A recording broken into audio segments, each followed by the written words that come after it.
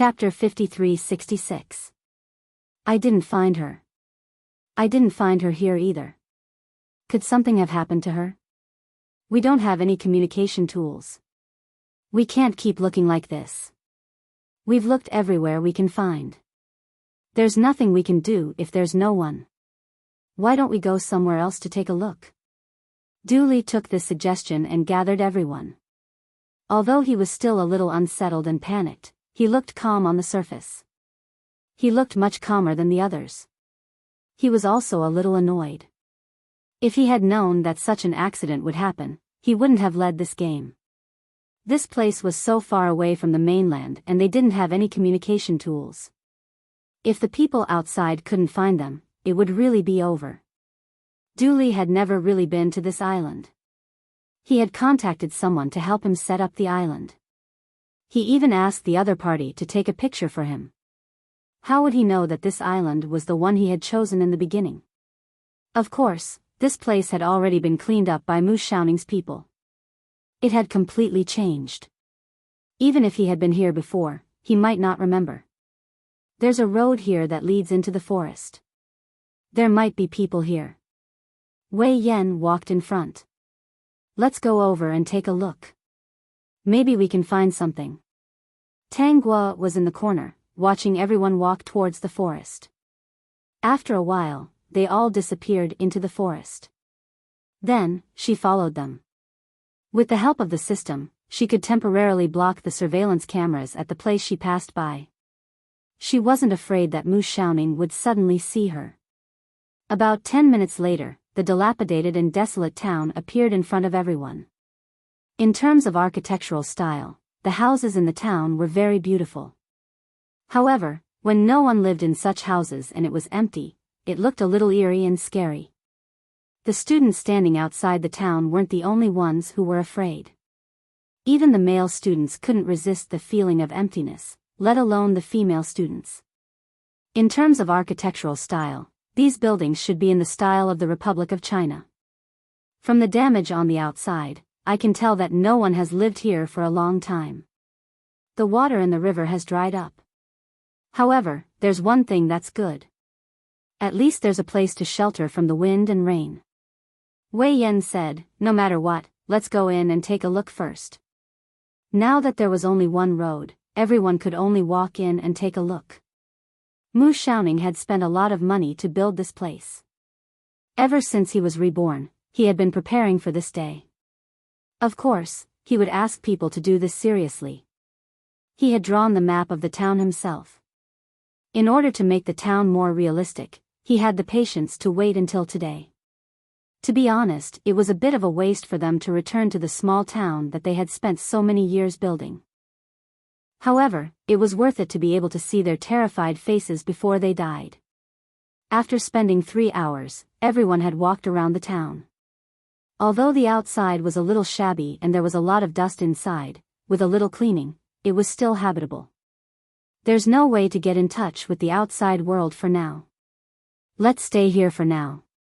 This town was built in the style of the Republic of China, but from the traces of life, there should have been people living here decades ago. Some things should still be in use. The water in the streams and ponds have all dried up, so we can only get seawater to use a large amount of water. Dooley said, fortunately, there's still a well that hasn't dried up yet. If you want to drink, you can drink from there. Another piece of good news is that a student said that he still has a lighter on him. Like to wear fast, supporting female lead, calm down, please collect, wear fast, supporting female lead, calm down, fight bar updates the fastest. Chapter 53-67. Hearing that there was a lighter, the students in the class let out a sigh of relief. As long as there was a fire, their survival would not be so difficult. However, they still hoped that the people outside would discover them as soon as possible. They did not want to stay in this godforsaken place for even a day. There are many rooms here. Whether you choose to live in groups or alone depends on the person. However, I suggest that 2 or 3 people stay in a room, Dooley said.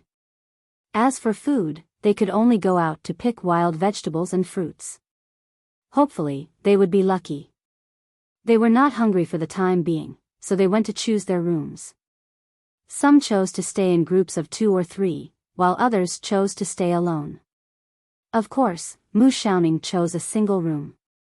The location he chose was naturally very convenient for him to do things when the time came.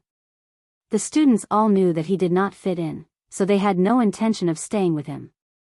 Besides, it was not convenient to stay with Mu Xiaoning. They still wanted to discuss some things. If Mu Xiaoning heard them, it would not be good. There were still students who did not believe that an accident had happened. They wanted to find an opportunity to ask Du Li and Chen Kangel in private if the plan had changed and they had to participate in this game personally. However, after finding an opportunity to ask, they realized that this was really an accident and not a change of plan. This student's heart turned cold. Many people regretted it. If they had known that something like this would happen, they would not have come to join in the fun. Now, they could not see Tang Gua and Mu Xiaoning's reaction. Instead, they had been tormented. After working for half a day, the room was barely habitable. After not eating for so long, everyone was hungry. They began to look for wild vegetables and fruits to eat. Of course, it was difficult to swallow. This meal made even more people regret participating in this boring game. Mu Xiaoning sat in the corner, still wearing the black hat. Seeing everyone's faces scrunched up and their regretful expressions, the corners of his lips curled up. Were these people regretting it? Unfortunately, they only regretted it because they had suffered so much for themselves. If it were not for his design, they would only be spectators, watching him and Tang Gua as monkeys. At that time, they would not regret it at all. Sleeping in a dirty house and eating wild vegetables and fruits was only the beginning. It was also the smallest difficulty they encountered. Mu Xiaoning chewed on a sour fruit as if he was tasting the most delicious food in the world. They had been tired for a day. Why not let them rest for a day and he would start tomorrow night? There weren't many students like him who cared about their classmates' emotions. The first day passed peacefully. Because there were people living in the town, when the students woke up in the morning, they all felt that the place had become magnificent. They weren't in such a hurry for the time being. After all, they wouldn't be exposed to the wind and sun, and they wouldn't be hungry either. It seemed pretty good to have a different experience. Many students organized themselves and decided to explore. They wanted to take a closer look at what was left behind in this small town. This was Mu Xiaoning's main purpose in building this small town. If he could pique everyone's curiosity, it would be easier for him to make his move. Mu Xiaoning's first target was Xiang Wen. At this moment, Xiang Wen was exploring with another girl and had already arrived at the town stage. In the past, I've only seen such a stage on TV. I didn't expect to see it with my own eyes one day. Xiang Wen, who was standing at the gate, said to the girl beside her, "Let's go in and take a look. Maybe we can find something fun." Xiang Wen said this because this morning, when she was putting on her shoes, she picked up a silver dollar on the ground. If he took it out, it should be worth some money. There must be a dressing table inside the stage. Maybe he could pick up some other good stuff, which would be priceless. Chapter 53-68. After Xiang Wen and the girl walked into the stage, they were instantly attracted by the display inside and the vicissitudes of time. However, they didn't know that the door behind them had already quietly closed. Xiang Wen had her own thoughts. She said to the girl, "This place is so big. I'll take a look over there first. When we're going out, let's call each other." The girl agreed. She was interested in the layout of the stage and planned to take a look. The stage was made of wooden flooring. Some parts had collapsed. Afraid of danger, she didn't dare to step on them and just looked around at the edge. Mu Xiaoning had spent a lot of money and effort to build this town. For this, he had even read a lot of information. There were even some things that looked old. He had gotten people to search all over the country for them. He felt that he hadn't been prepared enough the last time. Although everyone else had died except for Bai Tian, it was only 3 days in 3 days. However, it was resolved within 3 days. the students probably didn't get to enjoy the fear and excitement that came with it. This time, he already had previous experience and could do it more meticulously. He wanted to use half a month or a month to make full use of all the props here so that the students could have an unforgettable experience before they died. Mu Xiaoning's target this time was Xiang Wen. He had his eyes on her since the beginning. He ignored the female student who was watching the stage outside and walked in from another direction. Xiang Wen checked the dressing room. She was very interested when she saw the dusty dressing table. There were some things on it that she couldn't see clearly. She didn't expect to find these things on her first trip to the town. She could guarantee that these things could definitely be sold for some money. Moreover, the gold and silver jewelry in the stage weren't considered cultural relics that couldn't be sold. It would be best if she could find some gold and silver jewelry. It would be easier to sell them. However, she didn't know that Mu Xiaoning was already hiding in a corner of the room. He stood there quietly and watched her excitedly pick up the things on the dressing table to wipe the dust. He had set up some attractive things in every part of the town. However, these good things were accompanied by danger. When the people inside touched the danger, they would be doomed. They would be like fish on a chopping board, at his mercy. At that moment, Mu Xiaoning had changed his clothes, put on a wig and a mask. He looked like a person who had just stepped off the stage. When Xiang Wen reached out to take a pearl, she heard a series of noises. Before she could react, she was suddenly surrounded by the various mechanisms on the dressing table. Her hands and ankles were immobilized. She subconsciously wanted to scream, but her mouth was stuffed with a piece of cloth. She couldn't turn around yet because she felt something sharp and cold pressing against her throat. Coincidentally, there was a very clear mirror on the dressing table. Through the mirror, she saw that she was standing with difficulty and saw what was pressed against her neck. It was a knife protruding from the dressing table. Right now, she was standing on tiptoe and was fixed in place. As long as she didn't stand on tiptoe, she wouldn't have the strength to support herself. Then, the sharp dagger would stab into her neck. However, her hands were fixed in place and her mouth was covered. Her eyes widened as she stared at the reflection in the mirror. Chapter 53-69. Yes, she had already seen the overdressed Mu Xiaoning. Tears rolled down from the corners of her eyes as she begged Mu Xiaoning pitifully. She kept shaking her head, as if saying that she didn't do it on purpose. She didn't want these things anymore and wouldn't touch them again. She hoped that Mu Xiaoning would forgive her. Xiang Wen was really afraid. She suspected that the figure in the mirror was the soul of the owner of this dressing table. She had only appeared because she had touched the other party's things. Mu Xiaoning ignored Xiang Wen's pleas for help. Instead, he brewed tea. His movements were smooth as flowing water, causing Xiang Wen to become more and more terrified.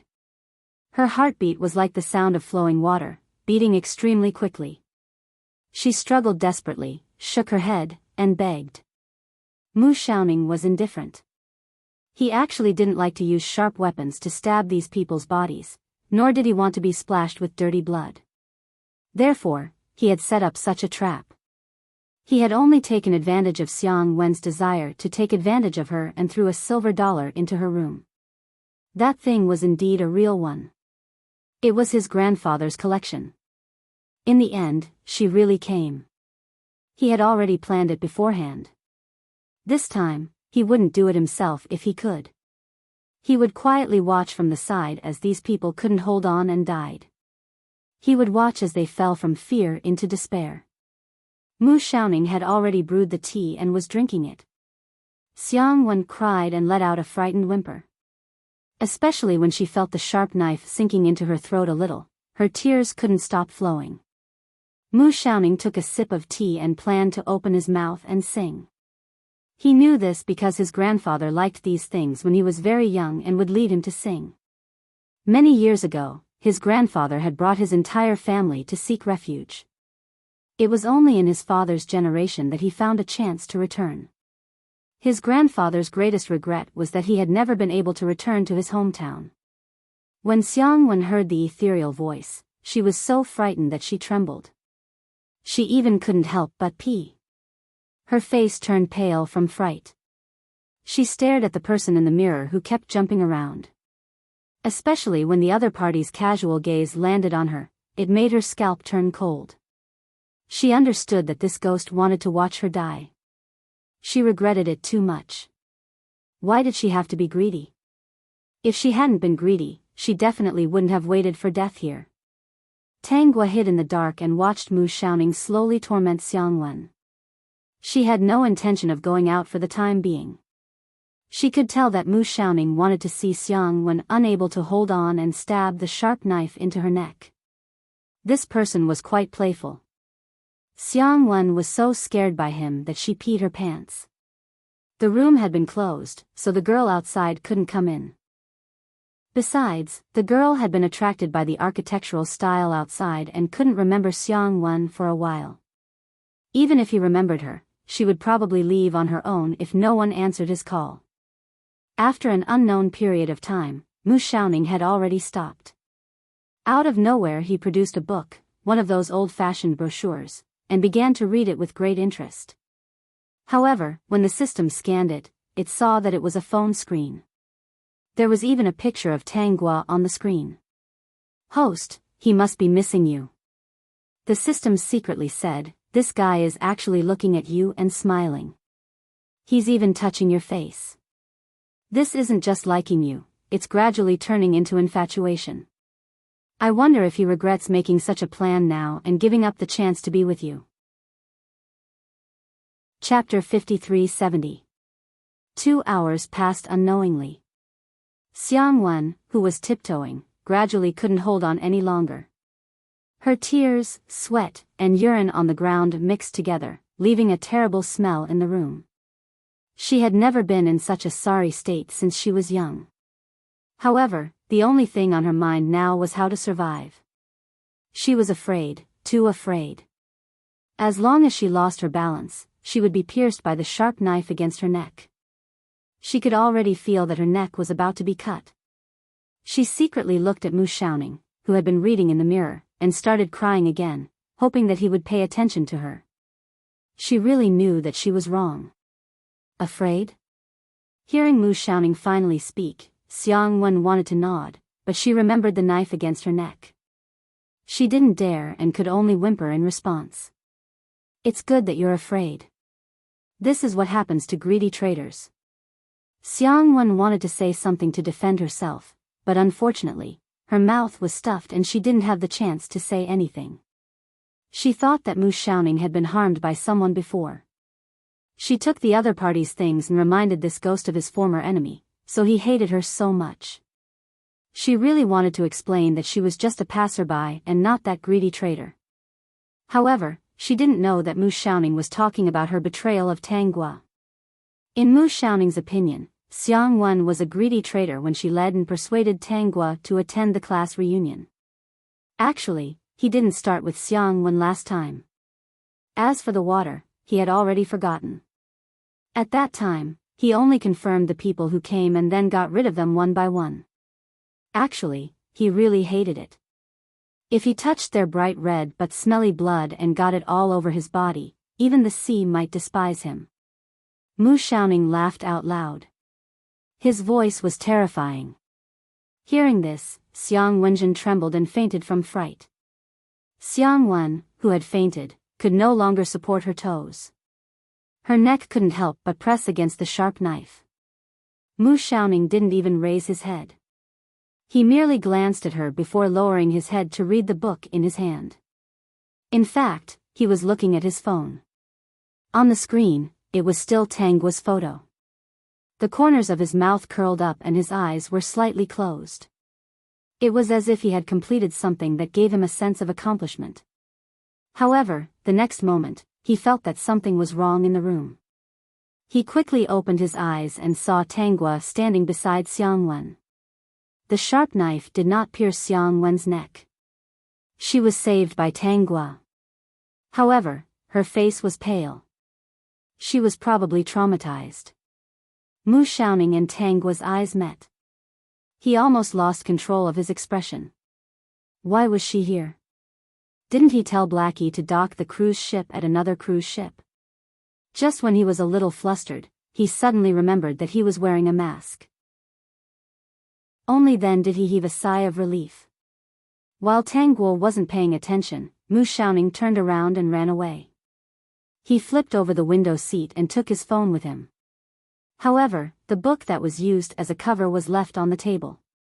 Tang Guo had no intention of chasing after him. She removed the knife that was pressed against Xiang Wen's neck, but she had no intention of removing the mechanism.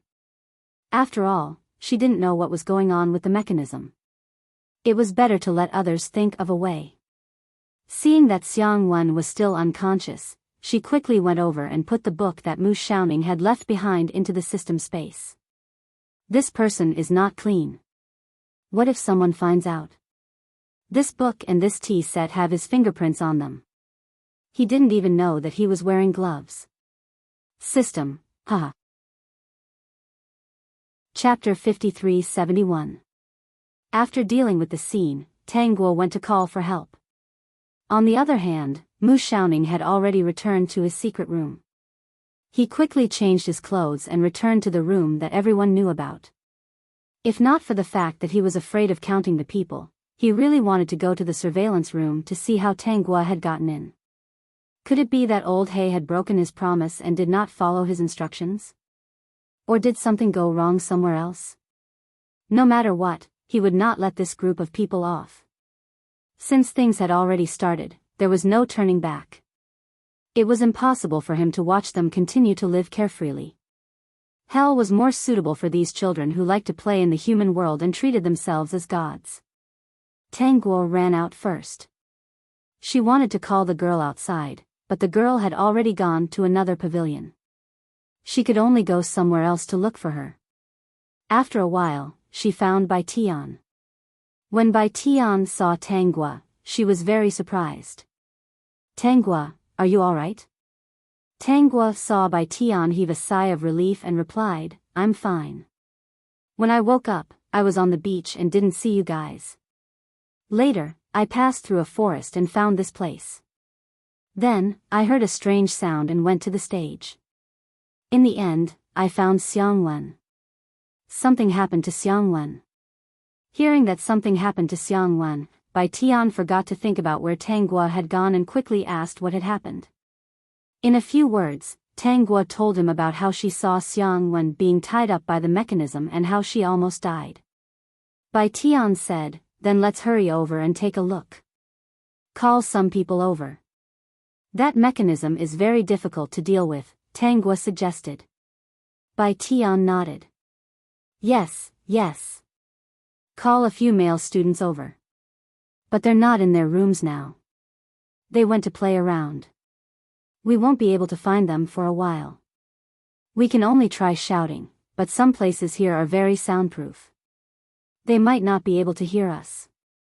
Fortunately, there were students nearby who rushed over when they heard Bai Tian's voice. Knowing that something had happened to Xiang Wen, they quickly followed to check on the situation. When they walked into the room, they couldn't help but frown.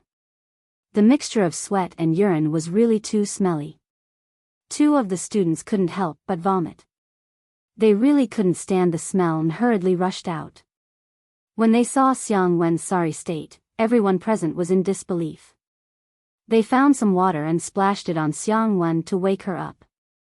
Xiang Wen woke up slowly and shouted, I don't want to die. I was wrong. I shouldn't have taken your things. I won't take it. I really won't take it. Seeing Xiang Wen on the verge of breaking down, the few of them tried to comfort her, but they found that it was useless. They could only wait for her to cry. After a while, Xiang Wen realized that she had been saved and started crying again. After that, a few male students helped to dismantle the mechanism. The mechanism was made of solid wood and there were no screws. It was connected by tenon and was very sturdy.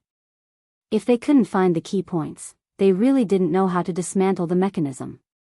Of course, Tang Guo knew this, but she didn't intend to say anything. In everyone's eyes, she probably wouldn't.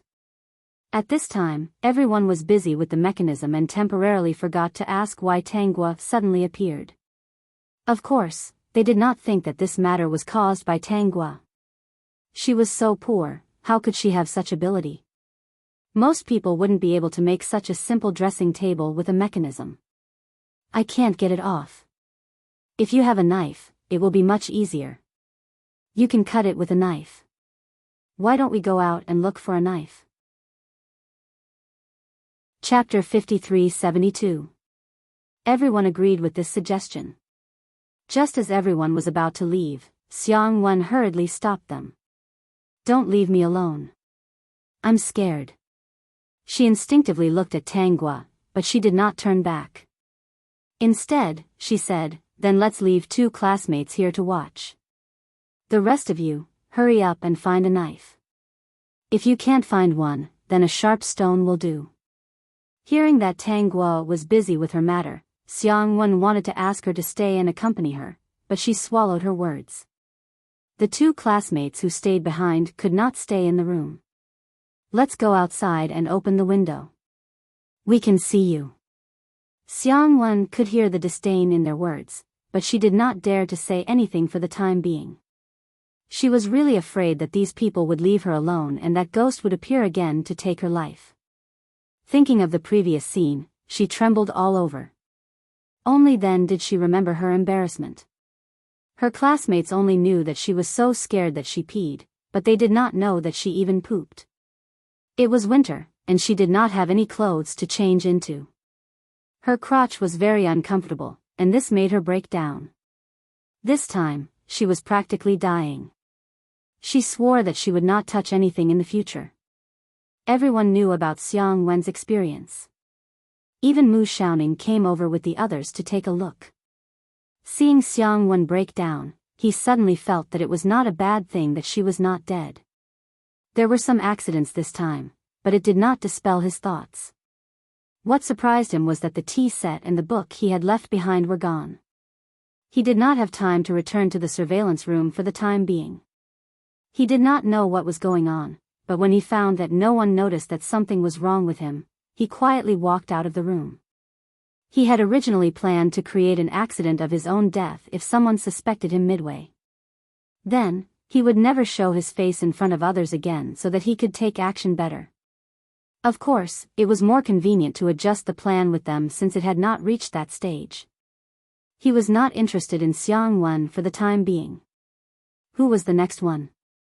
The sky was almost dark. Someone finally found a knife.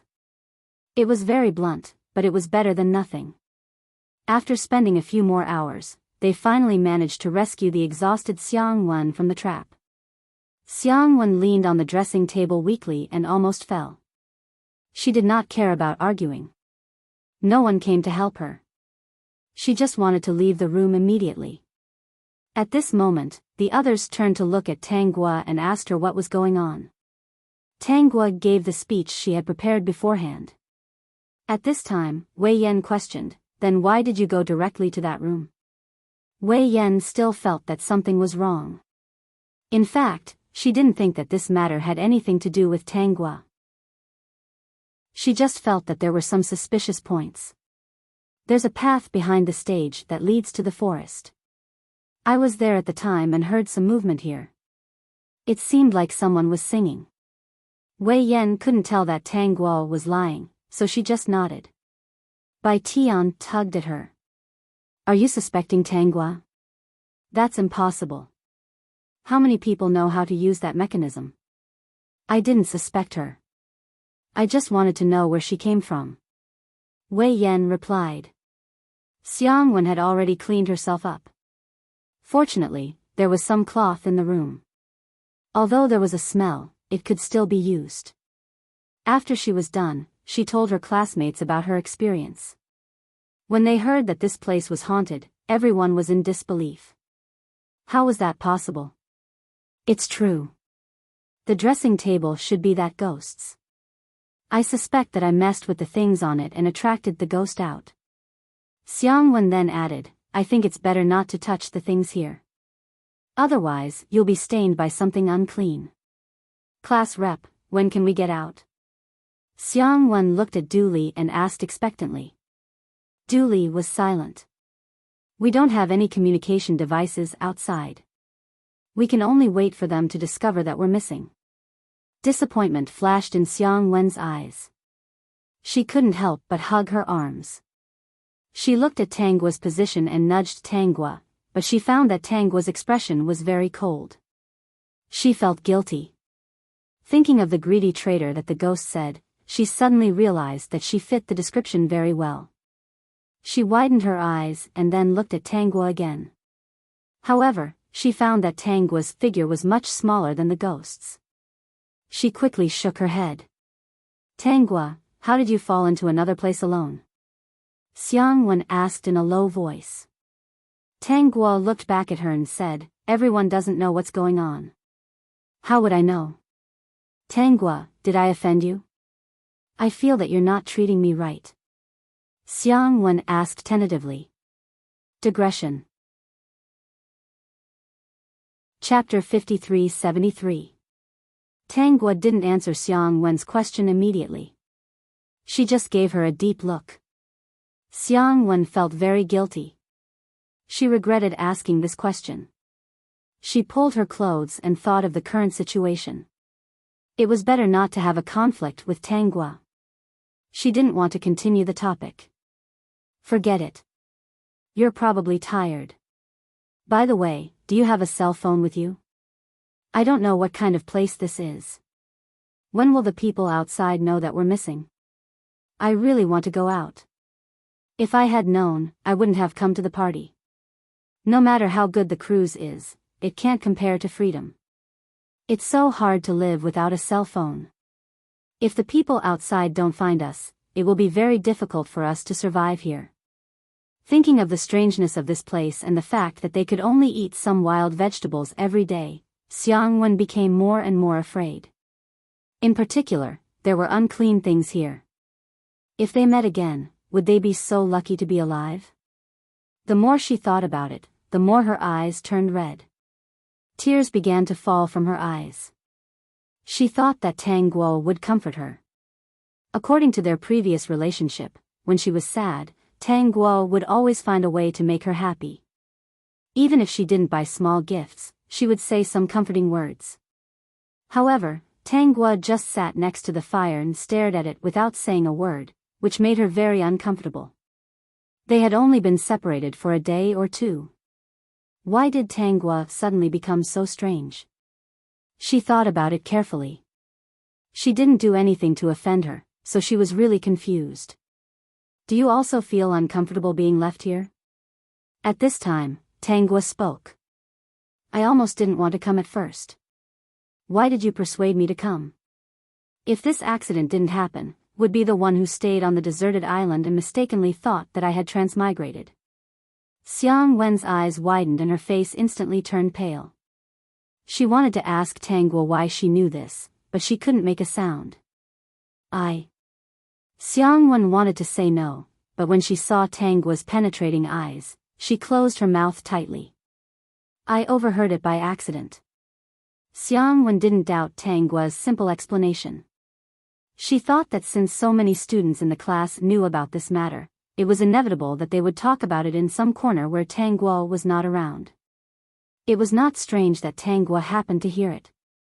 Xiang Wen pulled down the scarf around her neck and covered half of her face. She didn't know what to say now. Because Tang Guo's appearance looked cold and unapproachable. She originally wanted to say that she was going to be with Tang Guo, but she couldn't bring herself to say it. I've heard that you've been bribed by Dooley, Tang Guo said again. I used to think that you weren't that kind of person. I didn't ask you about it because I thought that we were good friends and shouldn't be suspected by others. You've disappointed me. For some reason, Xiang Wen was very flustered. She wanted to explain, but Tang Guo had already stood up and walked away from the bonfire in the yard. She walked into a room that happened to be adjacent to Mu Xiaoning's room. Xiang Wen sat on the spot and could only watch Tang Guo's back as she disappeared into the corridor. She didn't know who had discussed this matter and let Tang Guo know. Taking advantage of the fact that Dooley was not asleep, Xiang Wen moved to his side and told him about it. Dooley didn't have much of a reaction. Now that everyone was in a difficult situation, what happened before was just a small problem. Even if Tang Guo wasn't satisfied with them, she wouldn't do anything. The most important thing now is to wait for the outside world to find us. Don't think too much about anything else. Transmigration, female supporting lead, calm down, will continue to be updated in the new bookstore. There are no advertisements on the website. Please bookmark and recommend the new bookstore. Like transmigration, female supporting lead, calm down. Please bookmark, transmigration, female supporting lead, calm down. New bookstore updates the fastest. Chapter 5374. But she knows the truth and ignores me now. Xiang Wen said in annoyance. Actually, nothing happened. She made it seem like she wanted to cut ties with me. She has such a weird temper. We were just playing a small game and didn't really want to do anything to her. She would still go out when the time came. Now that the game hasn't been completed and everyone is in trouble, she wants to cut ties with me. Dooley wasn't interested in the friendship between Xiang Wen and Tang Guo. He was still annoyed. He didn't know when the people outside would find out that they were in trouble. Even if they knew that they were missing, they might not be able to find them in time. They could only rely on the weeds here. It was okay for 10 days to half a month, but who knew what would happen if they stayed here for a long time? Xiang Wen, go back and rest first. Xiang Wen felt that Dooley was a little angry and didn't dare to say more. She hurried back to her room. Jejia and I went to the beach to observe during the day and didn't find any traces of a ship. We also checked the beach and couldn't find any traces of human life. Maybe something happened to this town a few decades ago, and everyone here has either left or died. Chen Kangol rubbed his forehead. Dooley, this is very troublesome. I plan to carve a distress signal on the branches starting tomorrow and see if the branches will float out and let the people outside find us. Dooley, that's the only way now. If I had known, I wouldn't have played this game, Tao Jejia said. She was actually very scared. Dooley and Chen Kangol could only wait, which meant that there was really no other way out. She had waited at the beach for a whole day, but no ship passed by. The more she waited, the more desperate she felt. If the people outside couldn't find them, then she would have to survive here and live a savage life. What was the point of living like this even if Chen Kangol was a rich second-generation heir? Dooley was actually a little annoyed. Yes, if he had known, he wouldn't have played this game. Who knew that something like this would happen? Kangol, what do you think is going on? Why did we suddenly appear on the island? Where did the cruise ship go? Is this man-made or something else? Chen Kangol frowned. If it's man-made, why would the other party do this? Like us, want to play a game? Tao Jejia immediately said. Chen Kangol and Dooley looked at each other. It was indeed possible, but who would play such a boring game? As for this small town, it was obvious that no one had lived in it for decades. They were all knowledgeable people. The iconic things inside were really from that era. What if it's not man-made? Dooley asked again, is there really such a strange thing in this world? The answer, of course, was that he did not know. Their conversation was completely overheard by Tang Guo. It was obvious that Mu Shaoning wasn't trying to transmigrate. He just wanted to bring them to an uninhabited island and create an opportunity to kill them. Mu Shaoning even pretended to be a ghost once, most likely to use this kind of supernatural event to scare them and make them die in fear. Of course, this group of people were not fools. Now that she was here, she would definitely not let this group of people die. In that case, Mu Shaoning's plan would basically be foiled, and it would be much more difficult for him to carry out his plan. She was not here to add to the trouble. She had to think of a way to make Mu Shaoning feel more relaxed. It seemed like he had to release some paper puppets to play with. Chapter 5375. Not only did she have to release the paper puppets to play with, but she also had to set up some small arrays. With so many people around, it would be better to play slowly. Tangua took out a handful of paper puppets from the system space. There were dozens of paper human puppets in the room. This time, the paper man puppet did not take on the appearance of a human. She dripped a drop of blood onto the paper puppets, then silently recited the incantation to make them change into the forms she had arranged. Some of them turned into clothes, some turned into snakes, insects, rats, and ants, some turned into larger paper dolls, and some turned into cloth dolls. Just these things alone were enough to make her classmates piss their pants in fear. After the arrangements were made, she let the paper puppets hide in a corner for the time being. Since no one was rummaging through the house, they would naturally go out to play when they were needed. After you're done, you can change your appearance to live in this world as long as you don't do evil. As soon as Tangua said this, the paper puppets all cheered. Then she gave them some pills. When the time comes, don't kill anyone. When you see that they can't take it anymore, give them a pill before continuing to play. The paper puppets rolled up and hid the pills Tangua gave them. Tangua looked at the clothes hanging in the corner. You'll be called Xiao Yi. Every night is your time to play. You can play however you want. You can go to their room or float outside. Before many people notice you, just quickly slip away. You can do it, but don't kill anyone. The clothes swayed happily from side to side. After receiving Tangua's order, it floated out of the window. After a while, the system reported to Tangua. Dear host, your Xiao Yi scared a guy who was peeing outside so much that he didn't even pull up his pants. He shouted and ran to a place with people. Tangua had already laid down and was preparing to sleep. It was time to sleep, otherwise she would have dark circles tomorrow. Before going to sleep, she asked, "What's Mu Xiaoning doing?" He went back to his secret room. Most likely, he's planning how to play tomorrow. Just now, he confirmed that tomorrow's targets are Tao Jiejia and Qin Kangel. These two people will go to the beach tomorrow to look for tree branches to carve words. Mu Xiaoning looked at the surveillance footage and decided to choose them. The system had processed the surveillance footage of Tangua's existence, so Mu Xiaoning could only see that Tangua had entered from behind the stage and nothing else. This time, Tangua really fell asleep. Before dawn, she took something to eat in the system space. After eating, she went out to look for wild vegetables with the others. Her performance was ordinary, so no one paid much attention to her. Now, not many people would look at her. Everyone was thinking about when they would be able to leave. After eating wild vegetables for 2 days in a row, they couldn't bear it any longer. Knowing that Qin Kangel was going to the beach, someone suggested that they go to the beach to see if they could pick up crabs, fish, and prawns to improve their meals. As a result, Qin Kangel's group had 3 more male classmates. But when they walked into the forest, Qin Kangel said, "You guys go ahead first. Jia Jia and I will find some branches to carve some words on.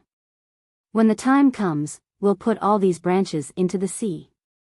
Hopefully, they will float outside. Okay. Be careful.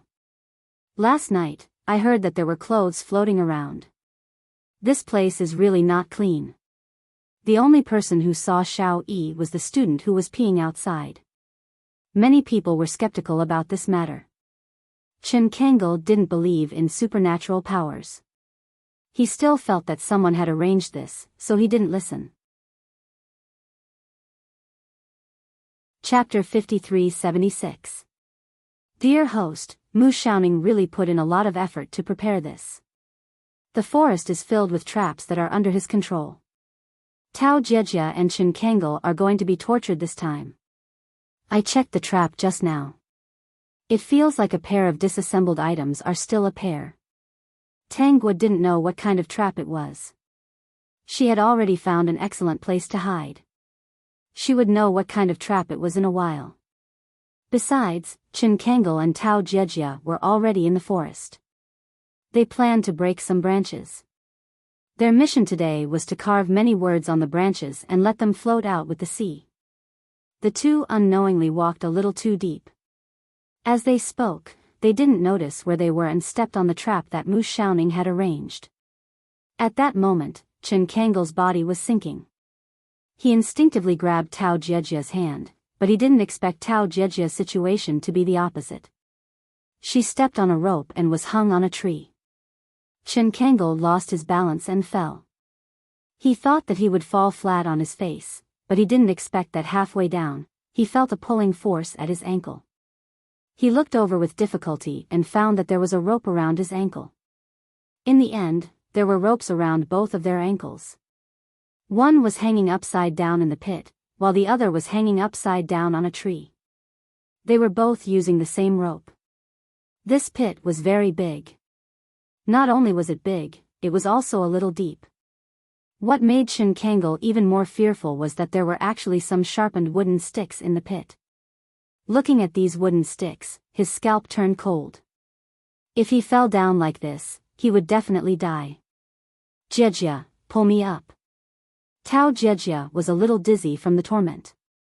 She calmed down when she heard Chen Kangle's voice. Kangle, the rope is wrapped around my leg. I can't pull you up. Kangle, don't move. If you move again, I will be pierced by the sharp things above. It turned out that the top of the pit was also covered with sharpened wooden sticks. She didn't know who did it, but she knew that if she went up a little, those things would definitely pierce her body. Fortunately, there was a tree beside her. She could hug the tree tightly and wouldn't be pulled up by Chen Kangle's weight. Actually, she didn't know that Mu Xiaoning had deliberately designed this so that the two of them could have a chance to communicate. Then call for help. At this moment, Chen Kangle was already sweating profusely. Because he was hanging upside down, he couldn't raise his voice and shouted very softly. Tao Jiejia was about the same as him. In such a position, it was tiring to shout for a while, and his voice was getting softer and softer. Kanglo, this won't work. Chen Kangle also knew. Let's shout again. He knew that they had fallen into a desperate situation. As long as Tao Jiejia could land on the ground, he could also be saved. If he fell into this pit, Tao Jiejia would also die. Who was it that came up with such a vicious trap? If he had known earlier, he would have been more careful and not walked so deep. However, the trees outside were very tall, and there was no way to find the little tree, so they could only walk inside. He felt that this trap must have been from hunting in the past. At this moment, Tao Jiejia's voice sounded. Kanglo, I heard someone coming. We've been saved. Chen Kangle couldn't see above and was very happy. Quick, call for help. Don't miss it. Help. Tao Jiejia shouted. Hearing the sound of walking in the grass gradually coming from afar, she calmed down and hurriedly looked around. Not long after, under the glossy tree, a very thickly dressed person came. His face was covered. Chapter 53-77. Tao Jiejia was stunned when she saw the man's attire. Her joy slowly dissipated as her scalp turned cold. The man had a very long knife in his hand. He had already walked to the pit and was looking inside. Chen Kangle felt it and hurriedly supported himself. He looked up and saw a masked man. The words of help were stuck in his throat. His intuition told him that this person wasn't a kind person. In less than 10 seconds, he still called for help. Either both of you die or only one can live. The hoarse voice made the two of them suck in a breath of cold air. Only one of them could survive. In their minds, they subconsciously wanted to survive. Here's the knife. Under Chen Kangle's incredulous expression, he heard Mu Xiaoning hand the knife to Tao Jiejia. At the same time, a strange voice sounded, cut the rope around your ankle and you'll be saved. Tao Jiejia's hand trembled subconsciously, but she still gripped the knife tightly. The tree was very smooth. She had tried it just now. She couldn't bend her body to untie the rope with her strength. Furthermore, she had been hanging for so long and shouting for so long. Even holding the knife was a little difficult for her. In order to lose weight, she had been on a diet and didn't have much strength. If not for her tight grip on the tree trunk, with her weight, she would have been pulled up and stabbed to death by the sharp wooden branches. After Mu Xiaoning handed the knife, he didn't stay on the spot. After all, no one knew what would happen. In their positions, their cries for help couldn't travel far. After shouting for a while, they would run out of strength. Anyway, one of them would die. When the two of them didn't return, someone would come looking for them. They wouldn't be able to find this place for a while. The person who would die should be Qin Kangel. One of the main people who organized the game was Qin Kangel. He deserved it. The masked man had already left. Tao Jejia was more silent than before. This was because she was about to be saved. As long as she used the long knife to cut the rope, she would at most suffer minor injuries from the fall. If she didn't cut it, she didn't know how long she would be hanging here. Jejia? What are you thinking? At this moment, Qin Kangel was actually terrified. This was the first time his life was controlled by a woman. It would be strange if he didn't panic. He knew that Tao Jejia liked his money. He didn't mind. After all, Tao Jejia was very beautiful. He had never thought of marrying Tao Jejia. What he liked about Tao Jejia the most was that she knew her place. After taking his money, she would obediently be his woman. She would not be like other women who would bite off more than they could chew and seek their next target. Therefore, even if he didn't marry her, he would still benefit from it. However, now that his life was in Tao Jejia's hands, he panicked. He didn't know what choice Tao Jejia would make. Jejia, let's wait for the others to find us. All right, let's wait. Tao Jejia answered quickly, but Qin Kangel could tell that Tao Jejia wasn't as flustered as before. This wasn't a good sign. He decided that he had to win Tao Jejia over no matter what. Jejia, let's get engaged when we get out of here. Engagement? That's right. We've been talking for so long, and now we've gone through thick and thin together. If we can get out of here, we must get engaged. We've gone through great disasters, and I believe that you'll always be by my side when we face all kinds of difficulties in life. No matter what, he had to stabilize Tao Jejia first. All right. Tao Jejia answered quickly. This was what she had been dreaming of. However, she was very clear-headed.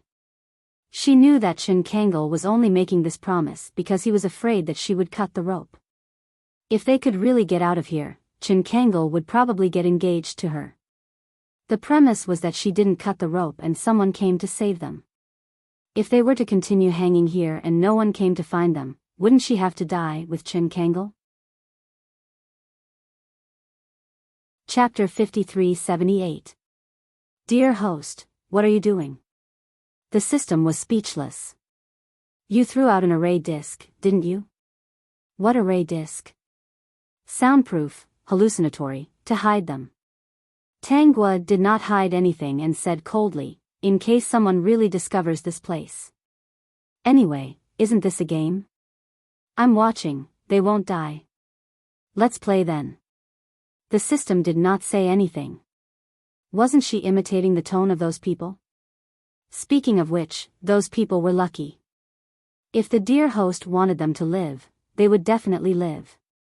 However, what they thought was a small game caused the original owner to die unexpectedly. Not only that, they all ran away after the incident and never reflected on their sins. The heavens must have opened their eyes. Otherwise, they would not have been taken care of by Mu Xiaoning in the end. Even if Bai Tian did not die, wouldn't she have to continue receiving psychological treatment in the end? After putting the array disc away, Tanggua took out a paper puppet. Brother Qi Shao had made her various versions of the paper puppet. Back then, she was still worried about how to finish making so many, but now, they came in handy. After all, she could not keep guarding this place forever. Who knew how long this would last? Not only would she be bored, she might not know what was going on outside. If Mu Xiaoning immediately found his next target and did something bad, then there would really be no turning back. Also, she had been outside all this time. If she stayed here for 2 or 3 days, others would suspect her. Therefore, it was fine to just watch the paper puppet. Tangua dripped a drop of blood on the paper puppet. You can temporarily become a little mouse and bite off those sharp things in the pit. Anyway, you can do as you see fit. Just let Shinkangal live. If they persist until the final critical line, put them down. If not, when the rope is broken, remove the array disc. If Tao Jejia would rather stay hanging than cut off the rope, then she would be convinced. However, based on her many years of experience, there were very few people who would give up their own lives to save others at a time like this. Although there were many times when people would subconsciously save others, when they calmed down, humans were very afraid of death. How good was that person? How much did she have to like that person to give up her only hope in life and be willing to wait for death with him? The paper puppet had already turned into a small mouse, and it quickly burrowed into the bushes and disappeared. Tangua stood up and walked towards the other side of the forest, which was the seaside. The system told her that Mu Xiaoning had left from this direction. She casually picked some wild vegetables in the forest and pretended to walk to the beach unknowingly. As expected, she saw Mu Xiaoning staring at the sponge in a daze. Mu Xiaoning's back was facing her, but the sound of her footsteps alerted him instantly. He instinctively turned around and relaxed when he saw that it was Tangua. Tangua walked to Mu Xiaoning with 2 bundles of wild vegetables. Mu Xiaoning, why are you slacking off here? Mu Xiaoning paused and raised his black hat a little, revealing his slightly dazed eyes. He looked at Tangua, not expecting her to ask such a question. For a moment, he didn't know how to answer. You're not working, and you still want to eat later? Mu Xiaoning glanced at the 2 bundles of wild vegetables in Tangua's hands and finally said, let's get some wind first. Chapter 53-79. Eating wild vegetables all day. Salt can be extracted from the sea, but I don't know where meat comes from. I don't know how long I can last if this continues. Mu Xiaoning fell into deep thought. Eating wild vegetables all day wasn't good. He sized up Tangua. She was indeed a little too thin. If she didn't get protein, her body would easily have problems. He had all kinds of delicious food in the secret room, but if he took them out, his identity would definitely be exposed. Then, all his preparations would be ruined. Why don't we walk around the beach and pick up some seafood? Tangua said before Mu Xiaoning could say anything. Mu Xiaoning subconsciously agreed. Okay. Tangua put the wild vegetables aside, took off her shoes, rolled up her pants and sleeves, and went into the water to search. Mu Xiaoning saw this and quickly followed, a little afraid that something would happen to her. An hour later, Mu Xiaoning found a lot of crabs. Looking at the crabs tied up in grass, although they weren't very big, he felt a kind of joy that he had never felt before. Mu Xiaoning didn't expect that catching crabs would make him so happy. By now, the 2 had put on their shoes and socks. Tangua said, today's harvest was good. Let's go back. The smile on Mu Xiaoning's face disappeared. He stared at the crabs on the ground. Go back. Go back and share the crabs with them? He had painstakingly caught them for her. Why should he share them with those people? Mu Xiaoning took out a flint from his wallet. Find a place to roast them. He looked straight at Tangua. This little is not enough to share. There's no need. Those people didn't deserve to eat the crabs he caught. Tangua didn't object. Mu Xiaoning took her to a more remote place. He picked up some dry leaves and branches and started roasting the crabs. Tangua secretly took out a disc array and placed it around the 2 of them to prevent anyone from noticing the fireworks. System, fine, host, please indulge him. Mu Xiaoning was happy again. Catching crabs, roasting crabs, and eating crabs could be so happy. Was it because of her? Yesterday in the secret room, he tried to use his phone to contact Blackie, but for some reason, Blackie did not reply. It was as if he had never received a message from him. Therefore, for the time being, he did not know why Tang Guo was here. Mu Xiaoning had never suspected that there was something wrong with Tang Guo. In fact, her arrival had changed his plan. He had also thought about it. Once he was done, he would get in touch with the outside world and confess what he had done. When those people came, they made the entire town, including him and those people, disappear. He did not feel happy about being reborn. Since he could return to the time before this game, why couldn't he have done it earlier? Unfortunately, he returned to the day after his family's accident, and the darkness of his life began. If he had done it earlier, he would have been able to change even more things.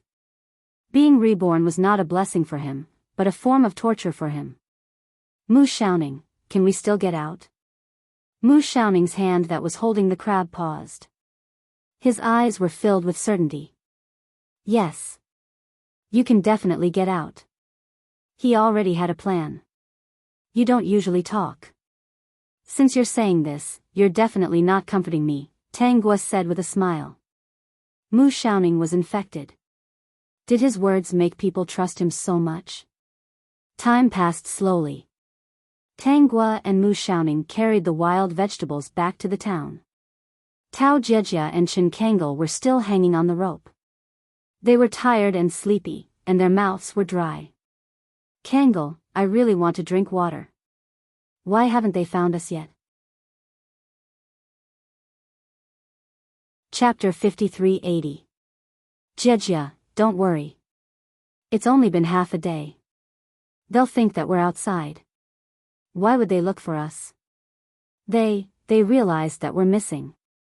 It should be because we didn't return at night. If they want to find us, they'll probably look for us during the day tomorrow. Chen Kangle comforted her. Jejia, hang in there. Think about our future. We can't give up. Tao Jejia didn't plan to cut the rope. She didn't want to give up until the very end.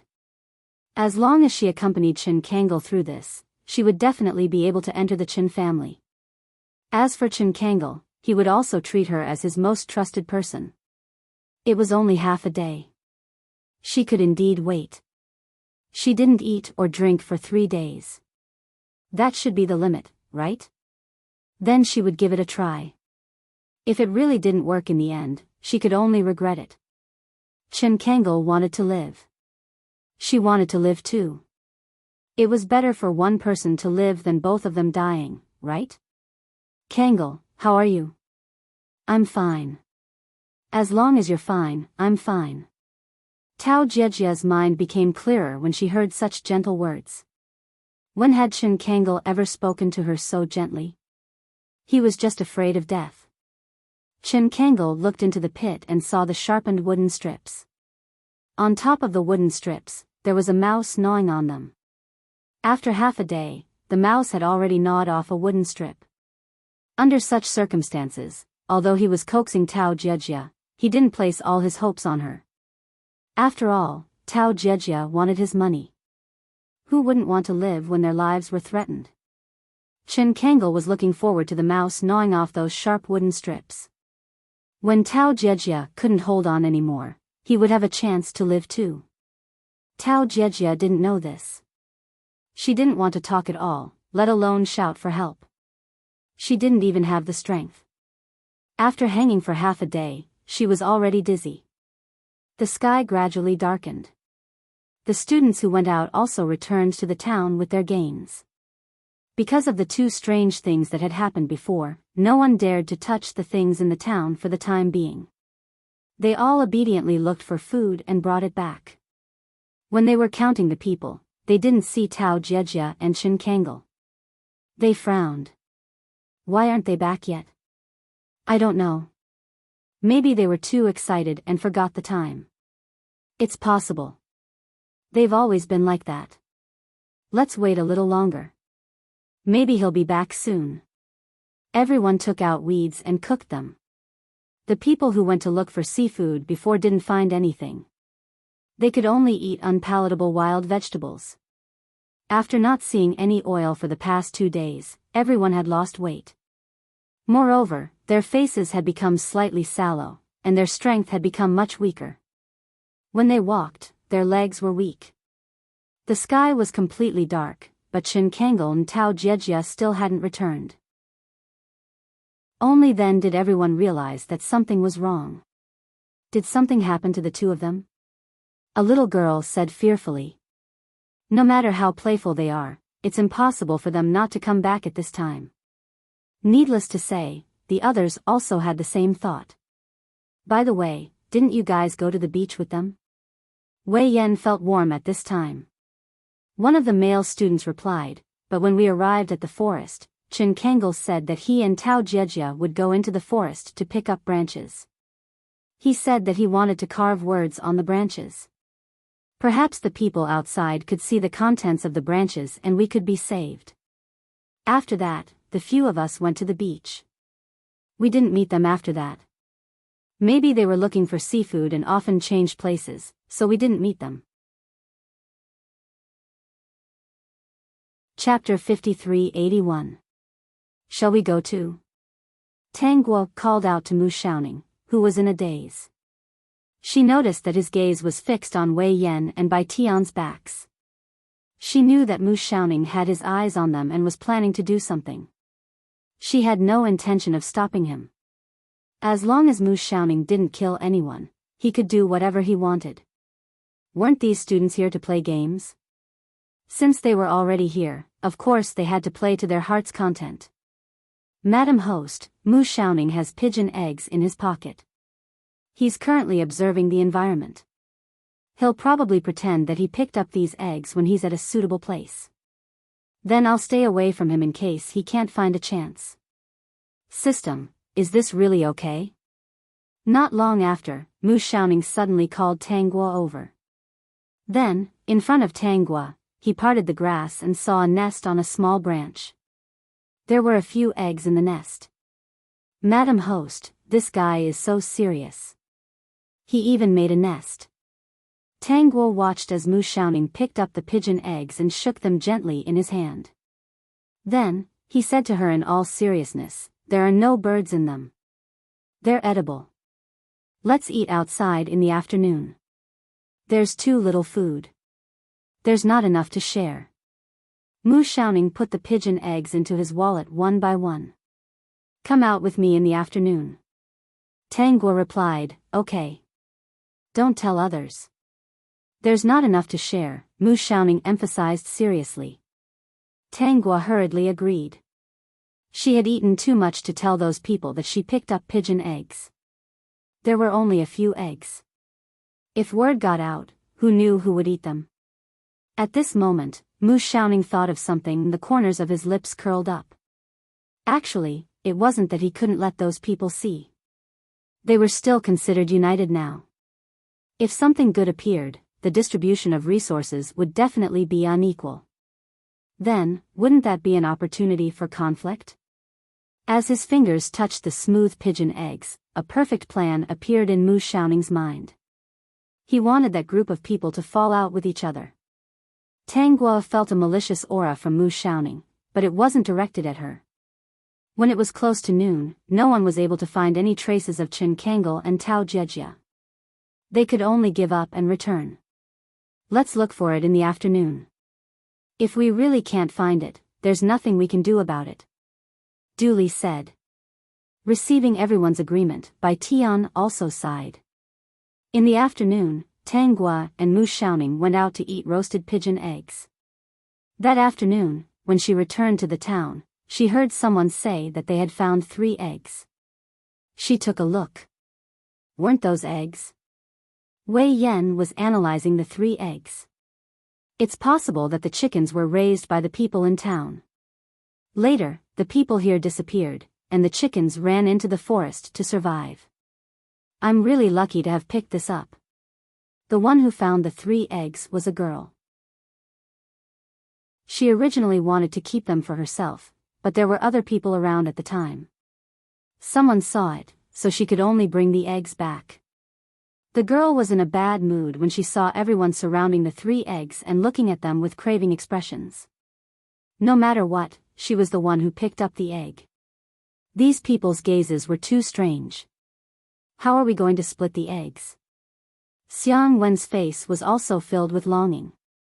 She hadn't eaten meat for a few days, and eating wild vegetables every day wasn't enough to fill her stomach. She really wanted to rush over and eat the eggs. When the girl heard Xiang Wen's words, her expression changed drastically. She couldn't help but glare at Xiang Wen. Xiang Wen was too hungry and didn't notice this at all. Everyone looked at Du Li. Du Li was also in a difficult position. Although he looked calm, he also wanted to eat the eggs. He, who had always been able to handle everything with ease, was silent for a long time. In the end, his gaze landed on the little girl. Everyone held their breaths, waiting for Du Li's next words.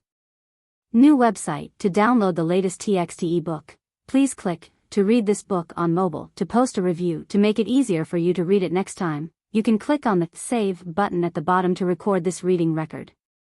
You will see it the next time you open the bookshelf. Please recommend this book to your friends. Thank you for your support. Chapter 5382. Weren't these students here to play games? Since they were already here, of course they had to play to their heart's content. Madam Host, Mu Xiaoning has pigeon eggs in his pocket. He's currently observing the environment. He'll probably pretend that he picked up these eggs when he's at a suitable place. Then I'll stay away from him in case he can't find a chance. System, is this really okay? Not long after, Mu Xiaoning suddenly called Tanguo over. Then, in front of Tanguo, he parted the grass and saw a nest on a small branch. There were a few eggs in the nest. Madam Host, this guy is so serious. He even made a nest. Tanguo watched as Mu Xiaoning picked up the pigeon eggs and shook them gently in his hand. Then, he said to her seriously, "There are no birds inside. It's edible. Let's eat outside in the afternoon. There's too little food. There's not enough to go around." Mu Xiaoning put the pigeon eggs into his pocket one by one. "Come out with me in the afternoon." Tanguo replied, "Okay. Don't tell others." "There's not enough to go around," Mu Xiaoning emphasized seriously. Tanguo hurriedly agreed. She had eaten too much to tell those people that she picked up pigeon eggs. There were only a few eggs. If word got out, who knew who would eat them? At this moment, Mu Xiaoning thought of something and the corners of his lips curled up. Actually, it wasn't that he couldn't let those people see. They were still considered united now. If something good appeared, the distribution of resources would definitely be unequal. Then, wouldn't that be an opportunity for conflict? His fingers touched the smooth pigeon eggs. A perfect plan had already appeared in Mu Xiaoning's mind. He wanted that group of people to fall out with each other. Tanguo felt a malicious aura from Mu Xiaoning, but it wasn't directed at her. When it was almost noon, no one could find Shen Kangel and Tao Jiejia. They could only give up and return. "Let's look around in the afternoon. If we really can't find them, there's nothing we can do," Du Li said. After receiving everyone's agreement, Bai Tian also sighed. In the afternoon, Tanguo and Mu Xiaoning went out to eat roasted pigeon eggs. That afternoon, when she returned to the town, she heard someone say that they picked up 3 eggs. She took a look. Weren't those eggs? Wei Yan was analyzing the 3 eggs. It's possible that the chickens were raised by the people in town. Later, the people here disappeared, and the chickens ran into the forest to survive. I'm really lucky to have picked this up. The one who found the 3 eggs was a girl. She originally wanted to keep them for herself, but there were other people around at the time. Someone saw it, so she could only bring the eggs back. The girl was in a bad mood when she saw everyone surrounding the 3 eggs and looking at them with craving expressions. No matter what, she was the one who picked up the egg. These people's gazes were too strange. How do we divide the eggs? Xiang Wen's face was also full of longing. She hadn't eaten meat for several days, and eating wild vegetables every day wasn't enough to fill her stomach. She really wanted to rush over and eat the eggs. When the girl heard Xiang Wen's words, her expression changed drastically. She couldn't help but glare at Xiangwen. Xiangwen was too hungry to notice this. Everyone looked at Dooley. Dooley was also in a difficult position. Don't be fooled by his calm expression.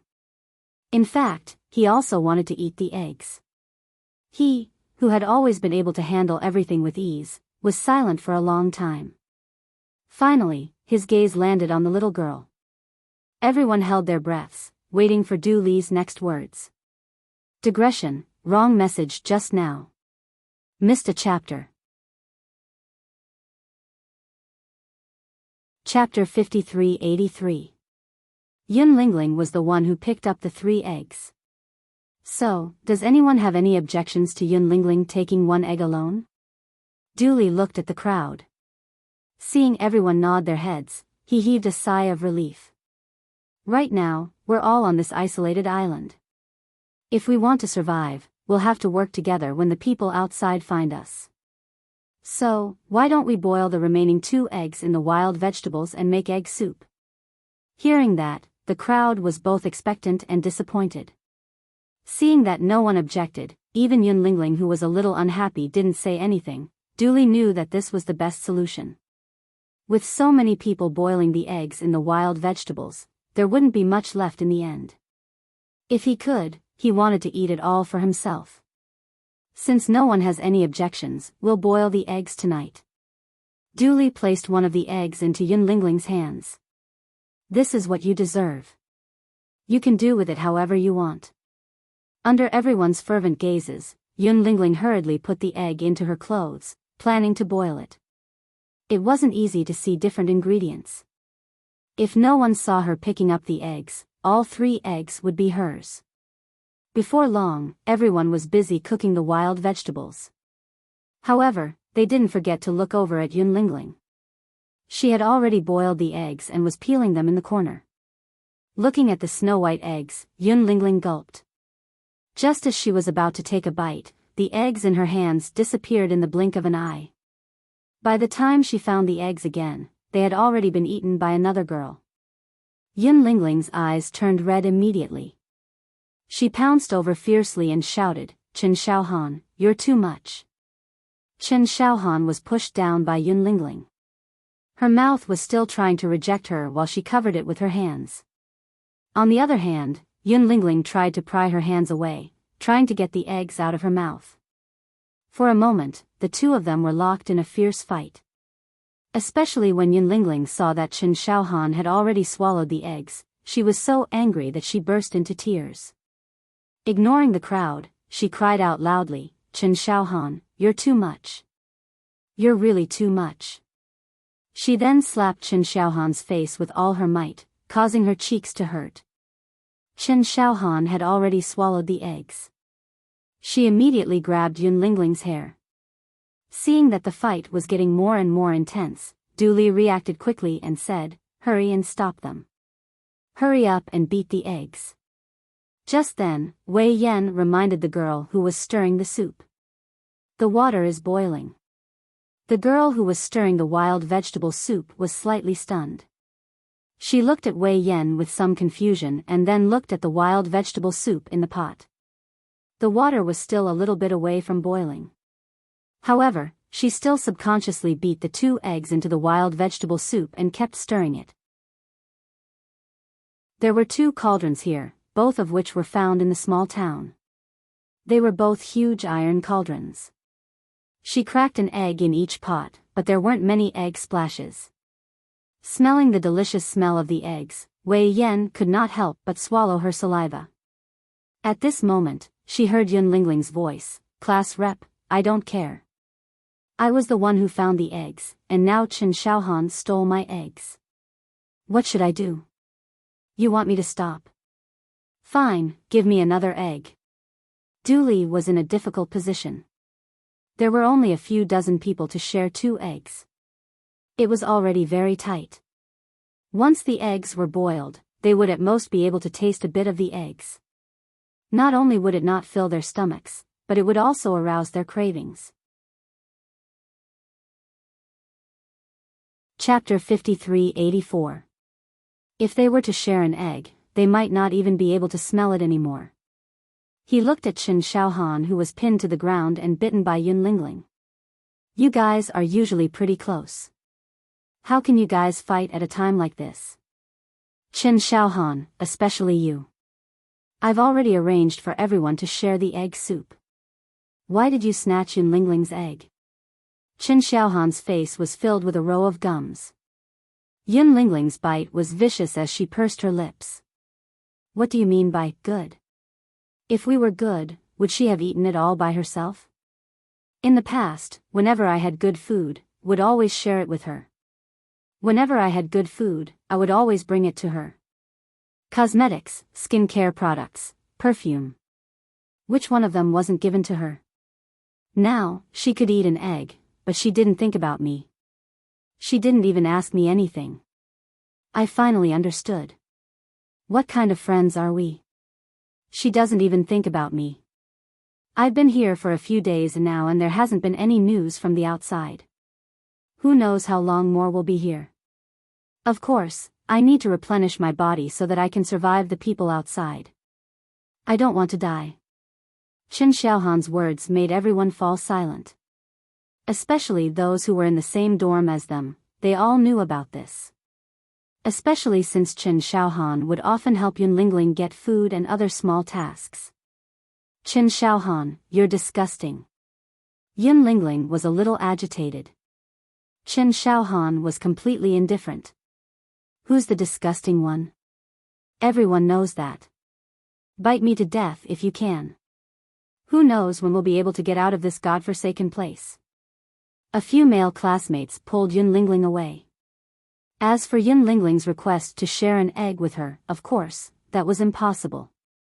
Yun Lingling, I'm sorry, but the egg is already in the pot. Wei Yan walked over and patted her shoulder with a smile. You can have 2 more bowls of soup later. Everyone else can only have 1 bowl. Yun Lingling was furious. Thinking about the egg from before, she almost choked. From today onwards, he and Qin Shaohan were irreconcilable. Yun Lingling compromised and drank 2 bowls of soup in the end. Qin Shaohan was punished by Dooley to not have dinner tonight because she snatched the food. She didn't have any objections. An egg was much better than the clear and watery wild vegetable egg soup. Tanghua sat in the corner and witnessed this. She glanced at Mu Xiaoning from the corner of her eye. Although he was expressionless and looked the same as before, she could tell that he was in a good mood. 3 eggs were enough to split this group of people. He should feel a sense of accomplishment, right? She believed that there would be more such incidents in the future. Tonight should be the only night where they weren't that hungry since coming to the island, right? At least she had some soup with eggs. The next morning, everyone was awakened by hunger. Perhaps the wild vegetable egg drop soup from yesterday had made them feel that it was a little delicious, so they went to the forest early in the morning to try their luck. However, Mu Xiaoning had no intention of giving them eggs today. He had prepared another gift. He didn't go to the forest, but made an excuse to go to the beach. No one asked him, as they were used to him being alone. In fact, he had disguised himself and ran into the forest. He had been preparing for this day for a long time and had even done special training for it. Hence, walking in the grass was like walking on flat ground. He knew that Wei Yan and Bai Tian were inseparable and would usually walk together. The students who entered the forest today all had different thoughts. They didn't want to be in a group with too many people, so they tacitly went their separate ways.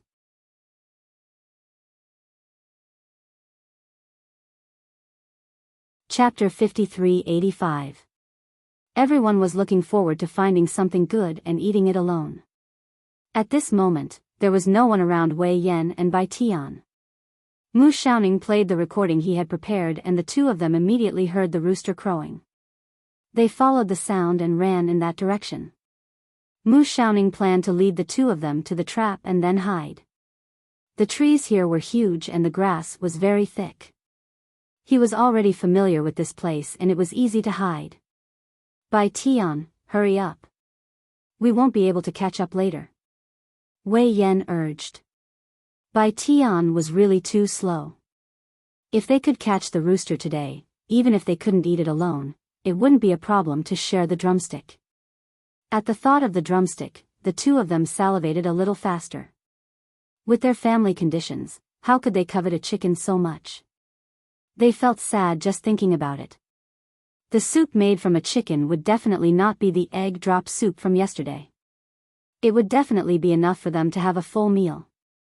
Not only was Bai Tian slow, but she also couldn't stand the grass that kept hitting her body. Occasionally, her face would hurt, so she walked very carefully. She knew that she couldn't catch up, so she said to Wei Yan, you go faster. You go first. I'll catch up slowly. Wei Yan frowned. Seeing that Bai Tian was still using a stick to dig the grass on both sides, she knew that she couldn't rely on her. She turned and chased in the direction of the rooster's crowing. Bai Tian looked at Wei Yan, who disappeared in an instant, and sighed deeply. She knew that she was a burden. These messy grass were really troublesome. There were many small wounds on her hands and face. She didn't know if she was disfigured or not. She wondered if the people outside knew that they were missing. Even if they knew, would they be able to find this place quickly and save them? If she didn't hesitate at the beginning and persuade Dooley and the rest not to play this game, perhaps they wouldn't have to go through all this. Actually, the game that Dooley and the rest came up with was really boring and meaningless. However, Wei Yan said that it was better to have less trouble. Anyway, it had nothing to do with them. Dooley was the young master of the Du family. If they accidentally ruined his business, it might affect the cooperation of the company later. After weighing the pros and cons, she felt that it was true. Dooley and the others had emphasized many times that this was just a small game and there would be no danger. Tang Guo would also get a bonus.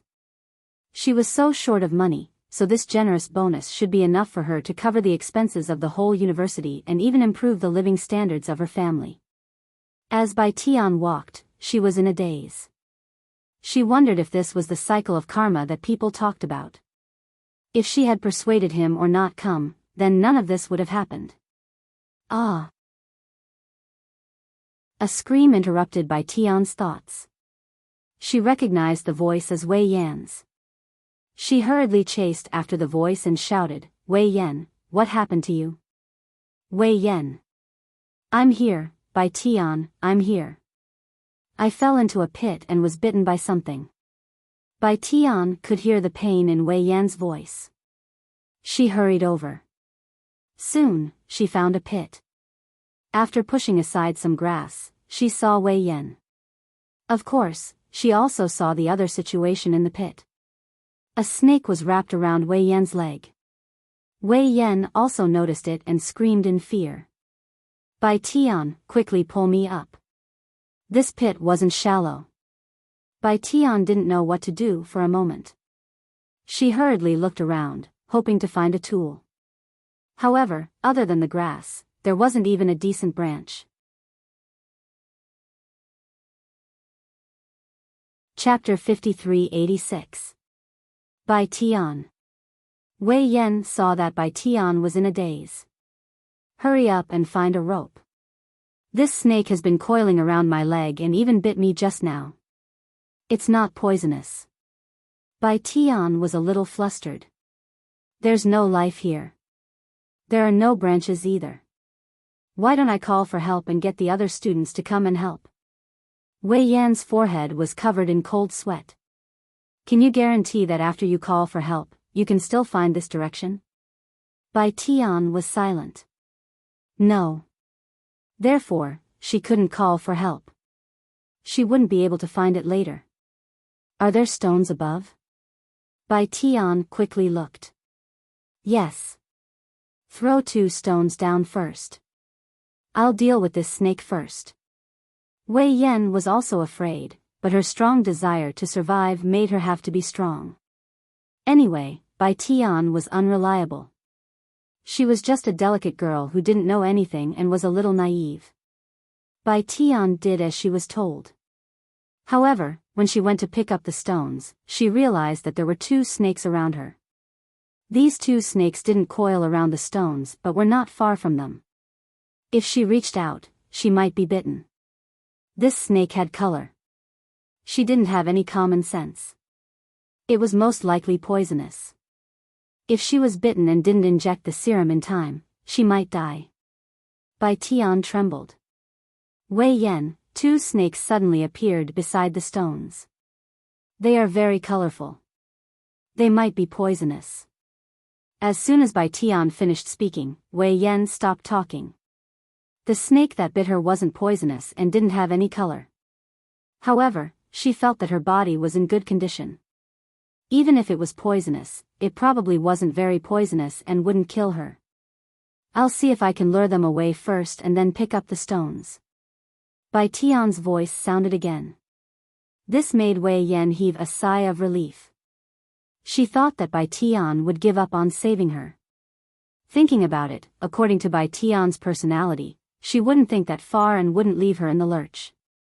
Be careful. Got it. Are you okay? Wei Yan, I'm fine for now. You can find some thin branches and take them away. I'll try. I'll get 2 branches from the trees. She couldn't take down branches that could bear the weight of an adult, but she could still break branches that could take away 2 snakes. Wei Yan waited while Bai Tian nervously broke the branches. Mu Xiaoning, who was hiding in the dense foliage, was watching this scene. He was the one who had asked someone to dig the pit, and he was the one who had placed the snake inside. It wasn't very poisonous, just a little bit. It wasn't fatal. The 2 poisonous snakes outside were also released by him. They were extremely poisonous. The reason for this was similar to Tao Jiejia and Qin Kangle's situation. If Bai Tian gave up on saving Wei Yan could still live. At that time, the 2 of them would turn against each other. If Bai Tian saved Wei Yan, then he would set up another trap. Anyway, there was still plenty of time. This Wei Yan looked a little smart. She usually didn't speak much, but she was very scheming. If Bai Tian was in danger, would she save her? It should be very interesting to make Bai Tian's outlook on life suffer a blow. Tang Guo was also observing the situation through the system. She was not far away. After all, there were venomous snakes over there. If Bai Tian was bitten, she would be able to deliver the medicine in time to save her life. Bai Tian returned with a tree branch. With trembling hands, she pushed the 2 venomous snakes far away. After she was done, she was sweating profusely, but her face was full of joy. Wei Yan, I've pushed the venomous snakes away. I'll throw a stone down for you now. Oh right, I thought of a way. I'll rub these grass together later. I've seen popular science on TV before. Grass can be made into ropes. When the time comes, I'll pull you down. Chapter 53-87. Wei Yan was a little happy. Okay. Wei Yan, who got the stone, smashed the snake to death. An hour later, Bai Tian helped the injured Wei Yan back to the town. At this time, there was no one in the town. Bai Tian looked at Wei Yan's red and swollen leg. It didn't look too serious and she was relieved. Wei Yan, how are you? I'm fine. It shouldn't be a very poisonous snake. It's slightly poisonous. That's good. Why don't I help you suck it? Wei Yan didn't refuse. She really couldn't do it herself. When everyone came back, they found out that Wei Yan was injured. Of course, they didn't find any eggs, but someone caught crabs by the sea. However, there were only 2 or 3 small crabs. These things didn't have much meat and were basically inedible. But no matter how small the meat was, it was still meat.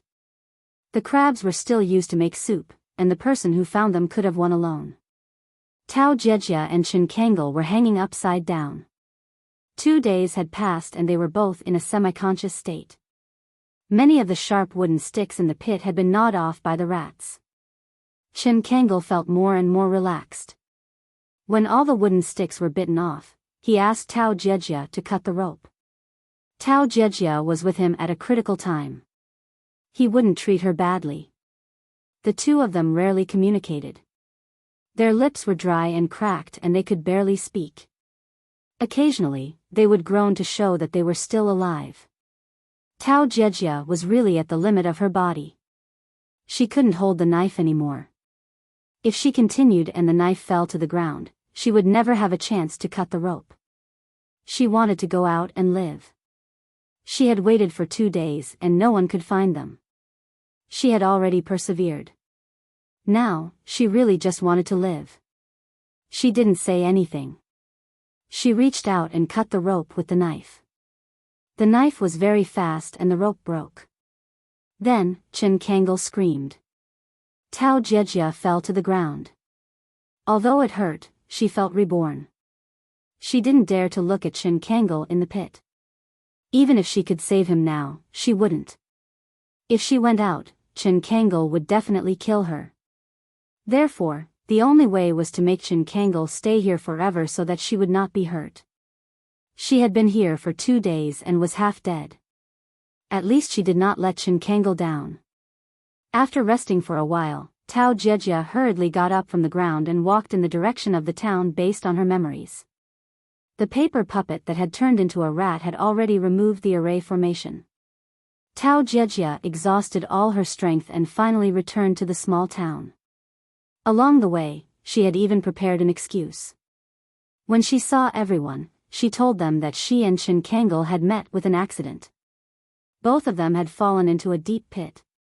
Later, she had crawled out and did not see Chen Kangol. No one doubted her when they saw her sorry state.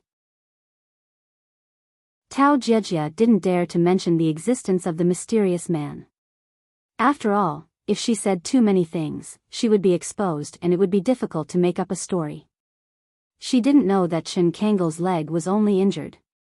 He had eaten some grass and was climbing out of the pit with the help of the wooden sticks. After returning to the small town, Tao Jejia cherished her life very much.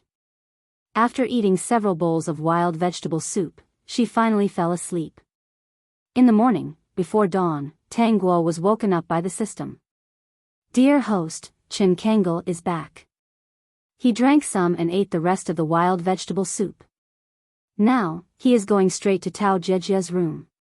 He has gone in. Dear host, you can get up and eat. Without the system's reminder, Tang Guo had already gotten up. At this moment, she heard a scream from Tao Jejia. Chapter 5388. Tao Jejia's scream woke everyone up. Tang Guo followed the sound unhurriedly. When she arrived, there were already a few people in Tao Jejia's room. Help! On the way, Tao Jejia's cries for help could be heard. Before this, Tao Jejia and Chen Kangol were in the same room. Hence, no one else was staying in this room. When everyone came in with torches, they saw Tao Jejia being slapped by Chen Kangol on the ground. Chen Kangol was in a sorry state. His face was pale and his eyes were protruding. His expression looked even scarier. There were bloodstains on his body. While everyone was in a daze, Tao Jejia had already been slapped a few times. Chen Kangol had lost a lot of stamina. In addition to his injuries, he didn't use enough strength. Of course, it was still a little painful. Everyone quickly pulled Chen Kangol away. Seeing Chen Kangol's gloomy expression and Tao Jejia's look of wanting to eat him, everyone knew that something must have happened. The girls surrounded Tao Jejia while the boys pulled Chen Kangol away. Together, they walked outside. There were a few bonfires outside. They were reserved to prevent their lighters from breaking. If that happened, there would be no way out. Everyone was already here. They looked at Tao Jejia strangely. Didn't she say in the afternoon that Chen Kangol fell into the pit with her and didn't see him? Now, Chen Kangol came back aggressively and even beat her up. Obviously, things were different. Dooley walked in front of Chen Kangol and patted his health. You're injured. Bandage it first. He saw that Chen Kangol's pants were torn and there were bloodstains on it. I've already bandaged it. There's no first aid kit here.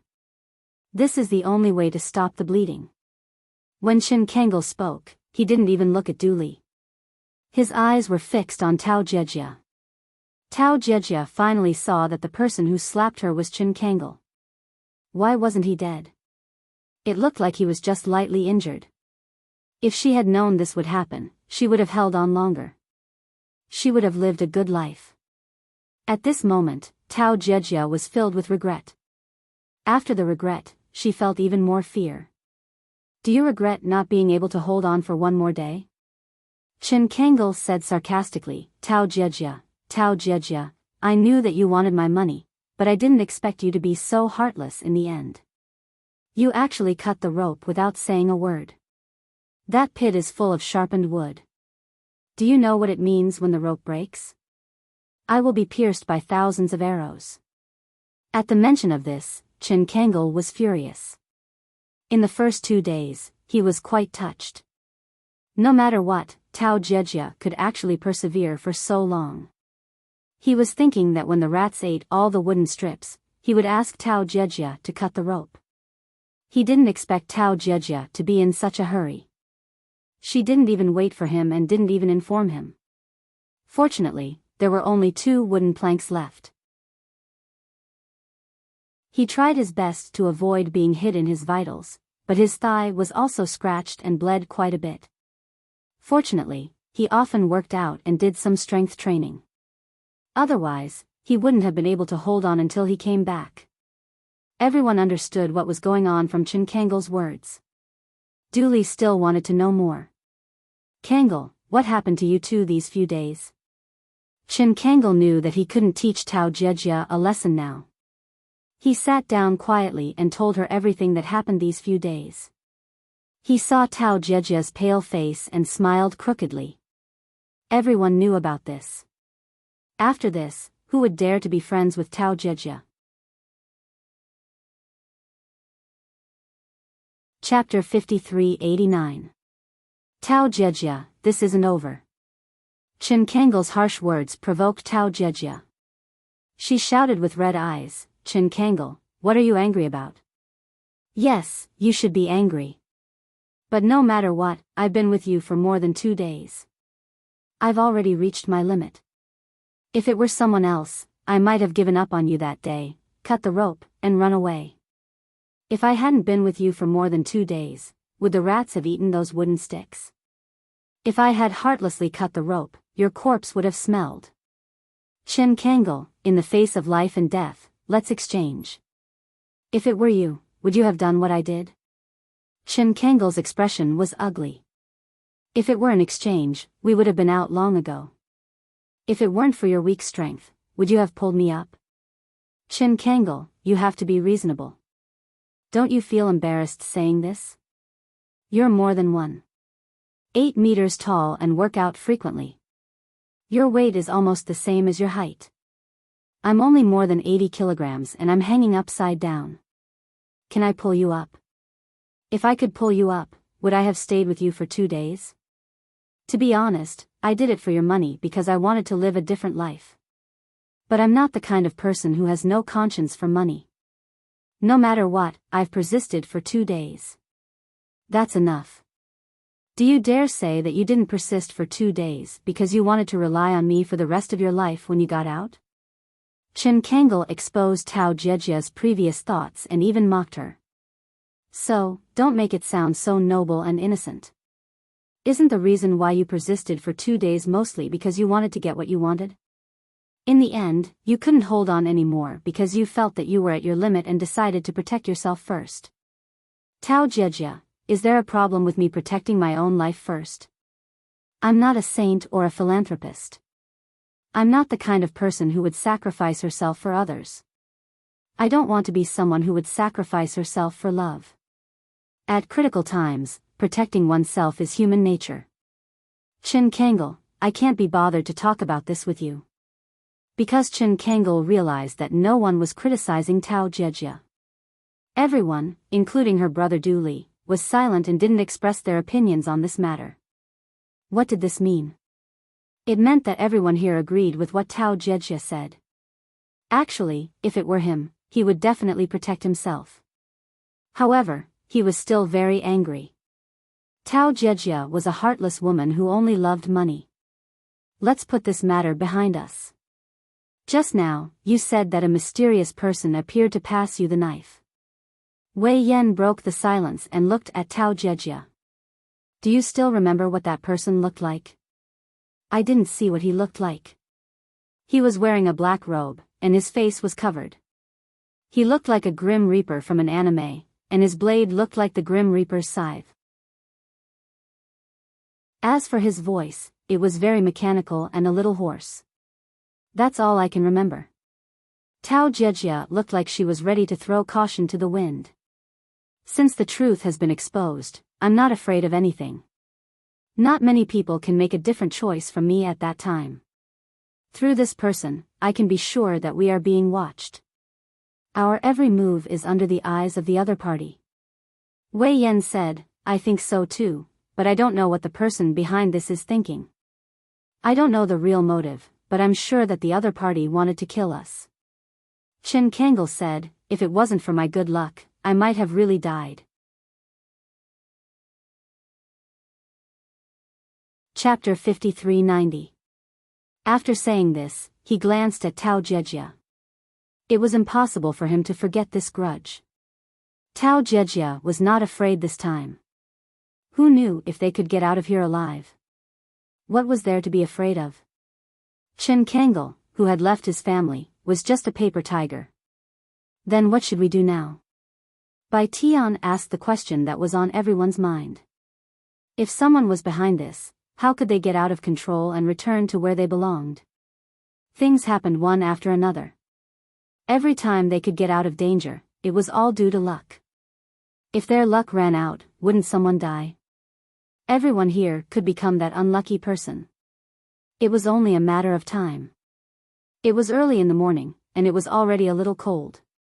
Thinking of what might happen, accompanied by a slight breeze, everyone felt a chill from head to toe.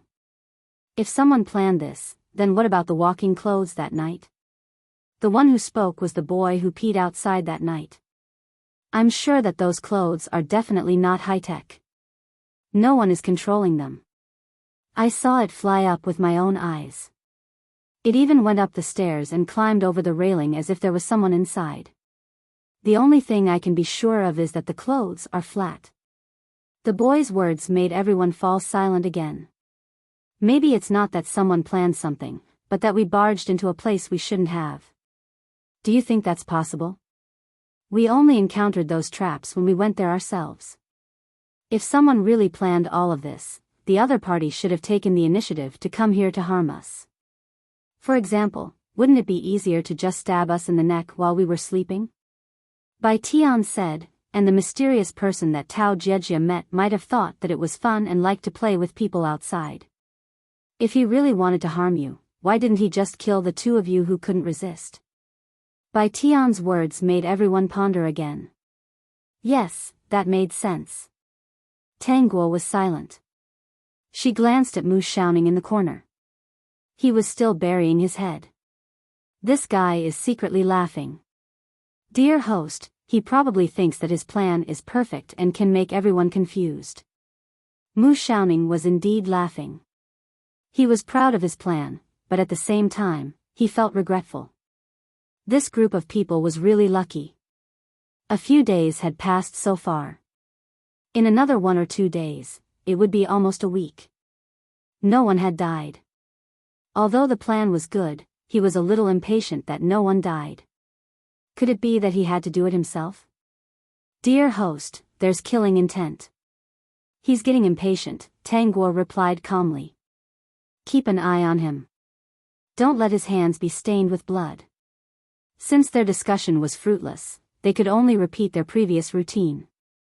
They would go out to look for food during the day and carve tree branches to spread the news outside. Wei Yan suggested that they go back and see if they could pick up the knife. Mu Shaoning had no intention of stopping him. A knife could not change anything. It could also make things more convenient for Tang Guo so that she would not have to suffer so much. When they went out, Tang Guo called Mu Shaoning, let's go out and see if we can pick up some good stuff. Mu Shaoning replied, all right. He looked at Tanghua and felt that he should provide her with pigeon eggs tomorrow, in case there was any problem with her body. He had a lot of food, but unfortunately, he couldn't share it with her. Before the plan was completed, he didn't want to expose himself. Chapter 5391. Tanghua could see that Mu Xiaoning was deep in thought. He must be feeling conflicted and complicated right now, right? However, he still did not change his initial decision. In fact, he was already impatient. He went out to look for food in the morning. In the afternoon, Mu Xiaoning used the excuse that he was not feeling well to rest in the house. In fact, the system had observed that Mu Xiaoning had gone to the secret room. Other than Tanghua, no one would interact with Mu Xiaoning. Besides, he had locked the door. Most people would choose to turn back when they encountered this. Tanghua did not intend to knock on the door. She just let the system keep an eye on Mu Xiaoning. Mu Xiaoning was scrolling through the information of the students in this class on his phone. The screen of the phone was currently pausing on Du Li's photo. Dear host, is he going to do something to Du Li? The others were incidental. Du Li was the main culprit.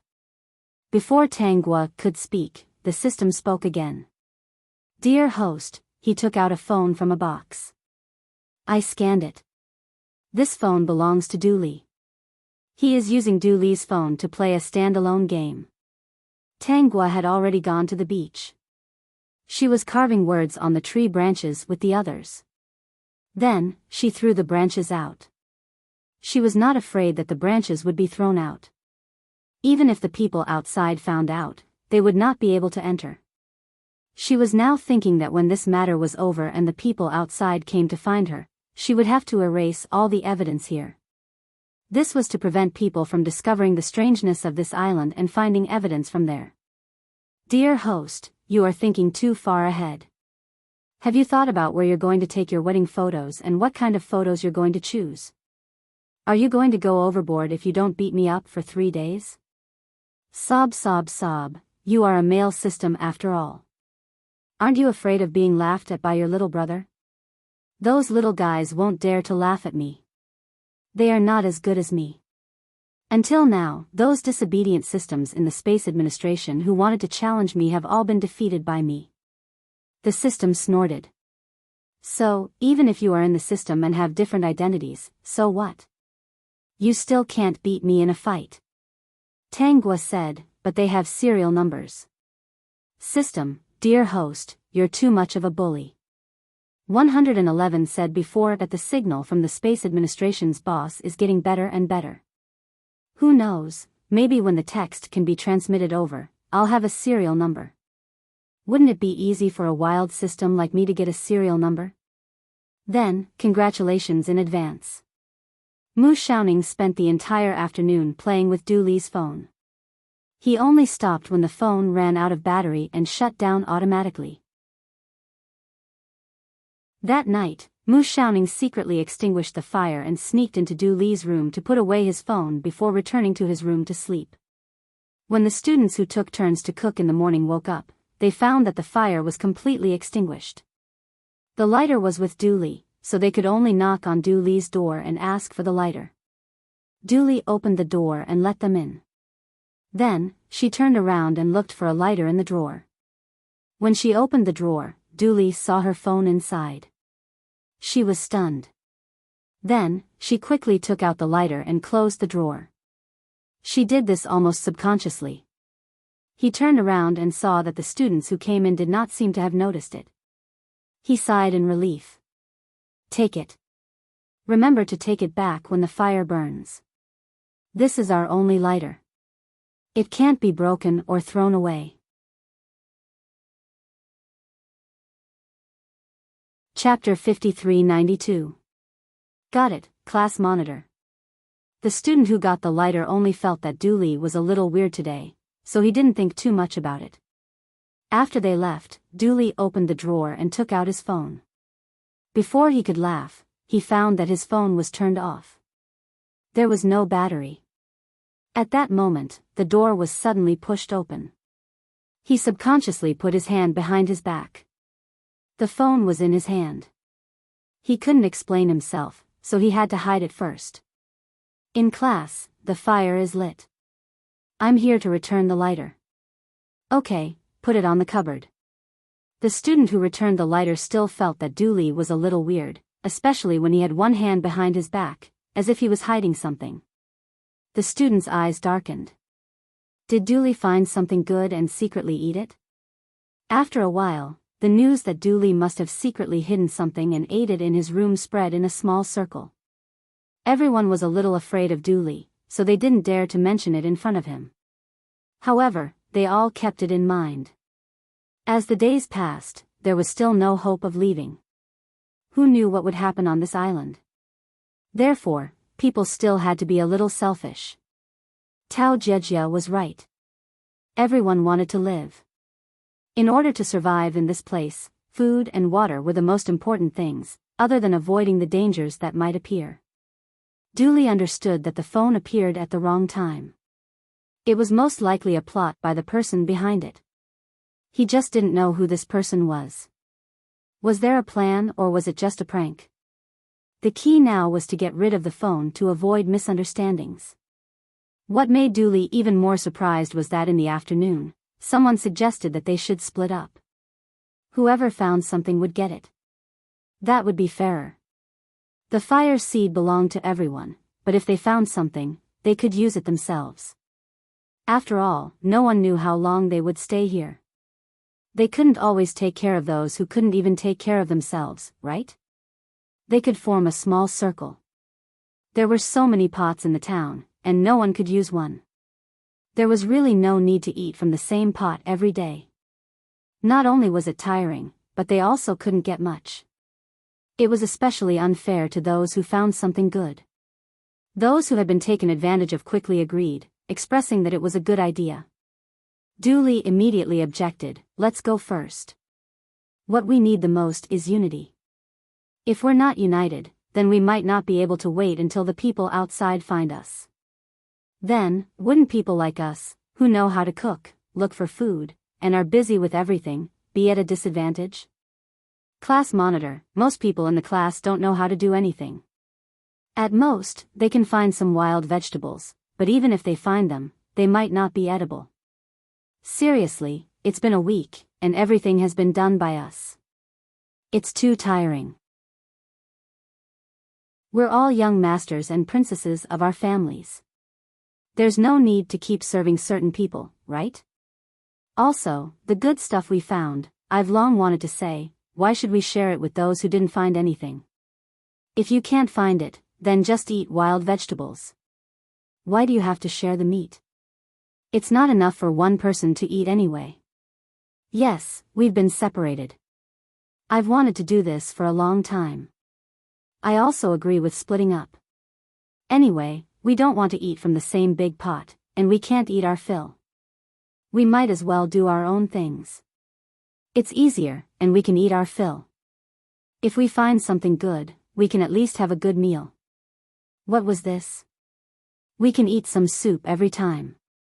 If this goes on, I really won't be able to last until the people outside find us. Dooley looked at everyone. Unexpectedly, no one objected to these people's words. This meant that the people's hearts were already not united. To be honest, splitting up was disadvantageous to him. Host, does it feel like splitting up like in the past? The system chuckled and asked. Mu shouting, this guy, is so bad. Digression.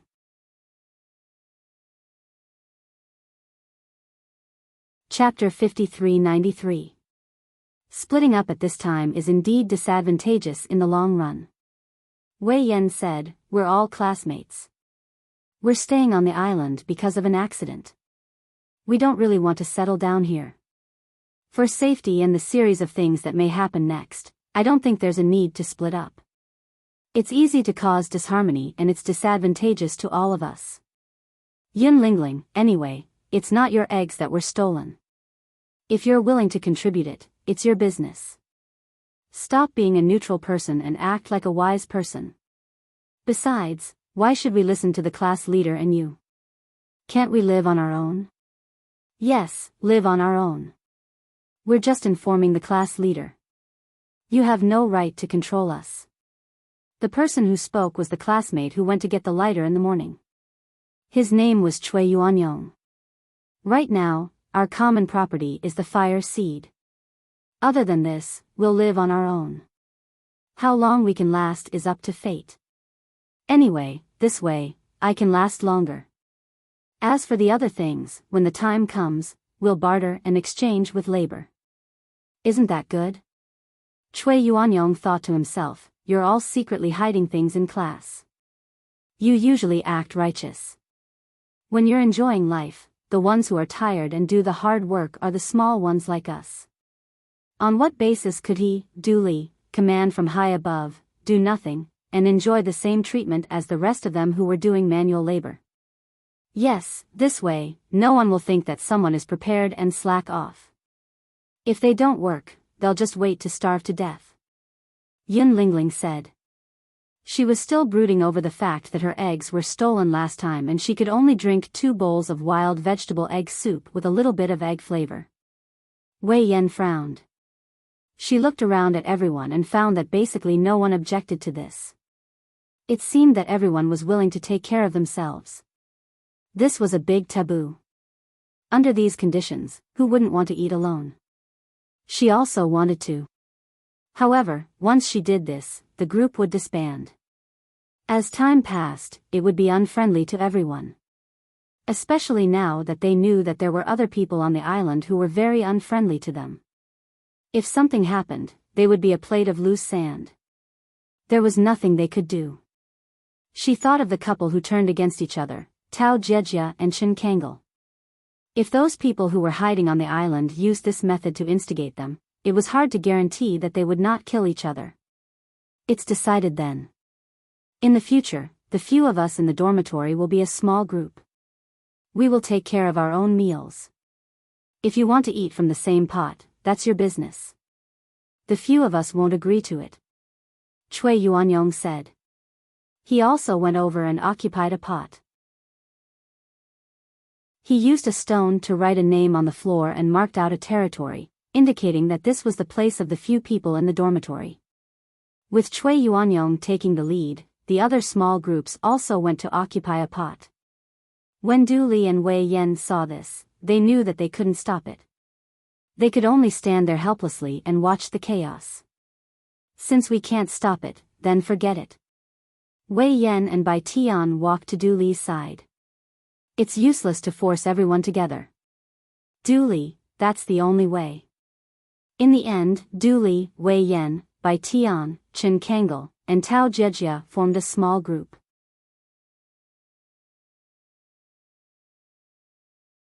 Chapter 5394. Du Li said, the matter between the two of you has come to an end for now. We'll talk about it after we get out. Chen Kangol was a little indignant. Tao Jejia smiled mockingly. She had almost lost her life last time. It didn't matter if she was embarrassed or not as long as she could get out alive. Chen Kangol glared at Tao Jejia. Aren't you afraid that this woman will stab you in the back? How can you still accept her? It's not wrong to protect yourself at the critical moment. Chen Kangol, I'm not as bad as you think. Even if you choose to abandon me at the critical moment to protect your own lives, I'll accept it. Tao Jejia was completely blunt now. She was so calm that other than Chen Kangol, the other 3 didn't mind. Chen Kangol didn't say anything else. He knew that they weren't outside. Bai Tian scanned the surroundings and saw that everyone had their own small circle. At this moment, she saw Tang Gua and Mu Shaoning sitting in the corner. Should we ask them to join us? Bai Tian asked them tentatively. Tao Jejia said, I have no objections. You guys can make the arrangements. There are only a few of us anyway. No one can slack off. Chen Kangol didn't say anything. He probably didn't object. It was still beneficial to have 2 more people in a small team. Besides, Tang Gua and Mu Shaoning weren't the kind to slack off. It was beneficial for them. Wei Yan glanced at Du Li. Du Li nodded gently and turned to walk towards Tanggua. Before he could walk in front of Tanggua, Mu Xiaoning raised his head warily. His originally sluggish eyes were now filled with vigilance, making Du Li a little confused. Do you two want to join our small team? We don't know how long we'll have to stay on this island. If you act alone, you'll easily encounter danger. If we work together, our chances of getting out will be higher. Mu Xiaoning lowered his head and said calmly, didn't you plan to let Tanggua and me take risks on the island from the beginning? Why are you saying that it's not safe now? Du Li's expression changed. He didn't understand how Mu Xiaoning knew about this. Mu Xiaoning's voice wasn't soft. The other students were stunned. I don't dare to join you guys. The cruise party was organized by you guys. It was to play a little game with us and make us think that we've transmigrated. Tanggua also cooperated. She noticed that the other students were looking over, so she raised her voice and said, since you can plan to fool me and Mu Xiaoning, can I suspect that we are also in your trap now? Do you feel bored watching us, so you want to join us? Du Li frowned. There's no such thing. I really don't know what's going on. That means you won't deny your previous plan. Everyone in the class, including my roommates and my only good friend, kept me in the dark. They wanted to see me make a fool of myself on the island. Wei Yan said, now is not the time to talk about this. We should unite and wait for the people outside to save us. Before they find out about us, we must live well. She realized that the others knew that something bad was going to happen when they saw the strange expressions on their faces.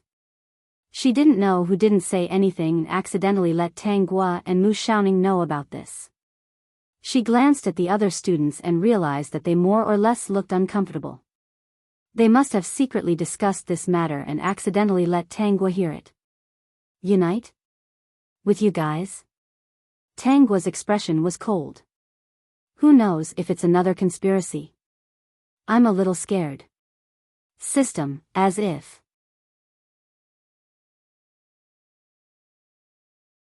Chapter 5395. Du Li saw that the suspicions in his classmates' eyes deepened, and he quickly explained, I swear, I really didn't plan this. If you don't want to, then forget it, Wei Yan said. There's no need to say these things and affect everyone's mood. If you didn't organize a class gathering, I wouldn't have appeared here. If I didn't appear here, I wouldn't have said anything that would affect you. You should know best whether or not you were the ones who did it this time. If you didn't do it, then it would be really satisfying. Otherwise, Mu Xiaoning and I would be the only ones suffering on the island. Bai Tian didn't know what to do. She had never seen the cold and unreasonable Tanggua in front of her. Tanggua, I'm really sorry. Can I apologize on their behalf? We didn't think about what happened before. Everyone was too playful. Besides, we wanted to get a bonus. Maybe you can improve your life with this bonus. Then you won't have to work part-time on the weekends. Tanggua interrupted Bai Tian's words. Why should my life be controlled by you? I need money. I have my right hand and feet. I can work hard to earn money. It's only right that I'm tired. I have to give to get something. I'm willing to do it. As for your so-called class gathering and cruise trip, you didn't even inform me, the person involved, at all. You were just watching the show. No matter how much the bonus is, I don't care.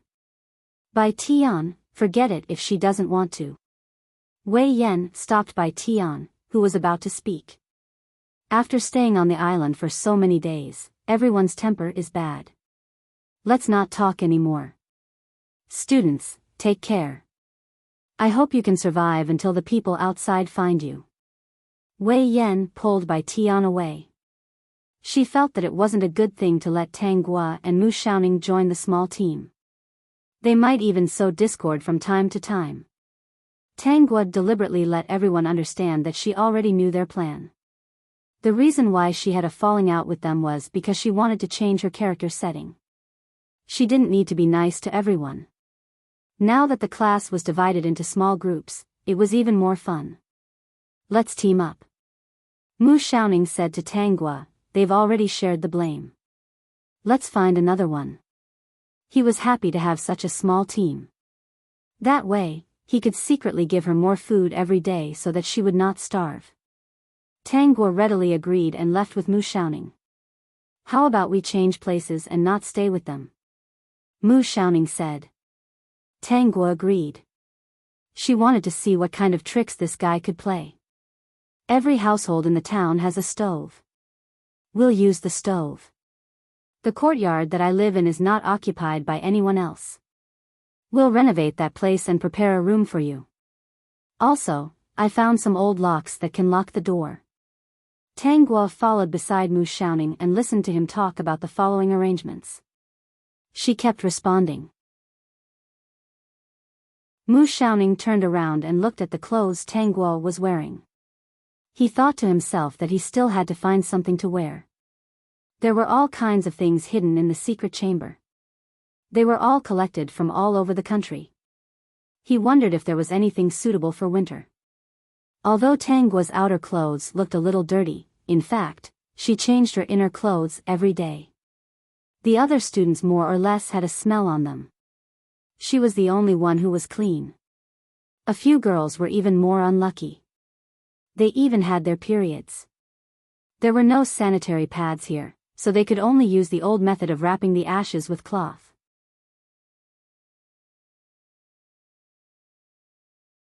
Chapter 5396. After about half a day, Mu Xiaoning and Tanghua tidied up the small courtyard and immediately filled it with human touch. He took out the old locks. As long as they went out, they would lock the courtyard and the room door. No one cared about their actions. In the eyes of the other students, what could the two of them do? Wei Yan felt that Tanghua and Mu Xiaoning were really not very smart. They had a conflict with their classmates at this time and did not plan to cooperate with them. When the time came, they would only cry. However, the next day, Tanghua asked her friends in the group and asked them to get her a chicken that had just been stoned to death. They had no choice. They couldn't send red packets to living creatures. They could only get a chicken that had just died and pretend that she had killed it. That morning, Tanghua rushed out of the forest with a chicken and ran all the way to the seaside to find Mu Xiaoning. Mu Xiaoning was stunned when he saw her carrying a chicken. He touched the chicken. It was quite fat. He subconsciously said, "Such a big chicken." He couldn't believe that there were chickens in the forest. It should be the hen that laid the eggs, right? Tanghua said regretfully. It's a pity that we can't catch it alive. We can only kill it. Mu Xiaoning thought to himself that the hen hadn't laid the eggs previously. It was good to kill it. She could eat chicken to nourish her body. Half of it was used to roast, and the other half was used to stew soup. With some wild vegetables, she could have a full meal. I'll carry it. Tanghua didn't refuse. She followed Mu Xiaoning empty-handed and heard Mu Xiaoning say, "How do you want to eat it?" "Anything is fine." "Then let's stew half of it and salt the other half and roast it. We can keep it for a few days and eat it later." This chicken was too fat. It might be more than 5 kilograms. He estimated that he could scrape a bowl of oil from this chicken and boil it out. He could even use it to stir-fry wild vegetables. It was impossible to hide the fact that Tanghua had killed a chicken from the other students. After all, they had to take the road that they had to take. Along the way, many people saw them carrying the chicken back. Their faces were full of shock, and then they revealed envious looks. Their eyes were almost glued to the chicken. My luck is too good. It's such a big chicken.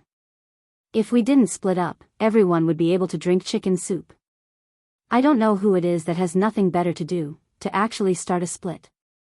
If only it was a day or two later. There were complaints from the crowd, and Shui Yuanyong also felt a little regretful. However, he quickly calmed down and told his roommates that he would go to the forest in the afternoon to look for chickens. Mu Xiaoning swaggered back with the chicken. He wasn't afraid that someone would snatch it from him. He wasn't someone who hadn't eaten for many days and was malnourished. Moreover, he had made a lot of preparations for this day. They couldn't beat him. If anyone dared to come and snatch it from him, he would make sure that the other party would crawl out. Mu Xiaoning sat in the courtyard and let the blood out of the chicken. Tang Guo was at the stove. She boiled a pot of water and prepared to blanch the chicken's feathers. When the water boiled, Mu Xiaoning placed the chicken in it. Then, he began to pluck the chicken's feathers. After plucking the feathers, there were still some small fluff on it. There were no tweezers here, so he could only roast it with fire. Then, he cut open the chicken's stomach. As he had expected, there was a lot of yellow chicken oil in the chicken's body. He made 2 bowls of it. This was a pleasant surprise for him. For a while, he could even stir-fry wild vegetables to eat. Just then, the courtyard's door was suddenly pushed open. 3 tall male students came in.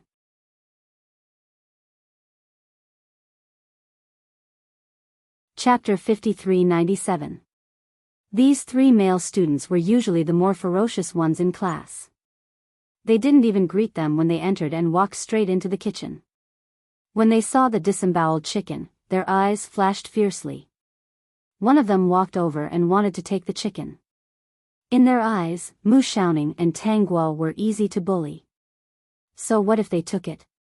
What else could they do? No one expected that Mu Xiaoning would slash at that person's palm without any hesitation. Tang Guo even saw a hint of excitement flash across Mu Xiaoning's eyes. With danger approaching, that person reacted quickly and quickly retracted his hand. However, his skin was still cut by the knife and blood instantly gushed out. "Brat, are you courting death?" Seeing this, the other 2 wanted to hold Mu Xiaoning down. However, Mu Xiaoning struck first and kicked one of them out of the kitchen. Before the other person could react, he was also kicked out. The person who kicked him had already run out of the kitchen. Mu Xiaoning chased after him and closed the door. "I'll be back in a while. I'll beat them up." Although Mu Xiaoning wanted to end these people, it wasn't the time. He didn't want to do it in front of Tang Guo. He left the knife in the kitchen and picked up a wooden stick in the courtyard. He rushed over and hit the 3 of them, causing their screams to spread far and wide. "Class monitor, help! Mu Xiaoning is going to kill them." Everyone was paying attention to the commotion here. When they heard that something was wrong inside, they rushed over. The door was open. When they walked in, they saw Mu Xiaoning holding a long stick with a gloomy face. There were 3 people rolling on the ground, but they still couldn't avoid the wooden stick. Du Li stopped him. "Mu Xiaoning, what are you doing?" Mu Xiaoning stopped and held the wooden stick tightly in his hand. He looked up and glanced at everyone. He saw that their eyes were filled with disbelief and blame, but they didn't care. You should ask them what they are doing. They came in to snatch things and peed their pants when they couldn't win. They're weaklings who cry for help. Du Li's voice was stopped. For some reason, he didn't dare to look Mu Xiaoning in the eye. The other party's gaze always gave him a lot of pressure.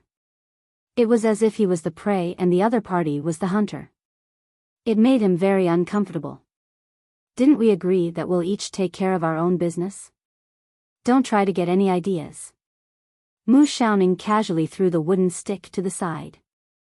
All of you, get out. Take these 3 weaklings away with you. Don't come here for no reason. This time it was a wooden stick. Next time, it might be a knife. Du Li was infuriated, but there was nothing he could do. He could only call for the 3 of them to be pulled away, and the others followed suit.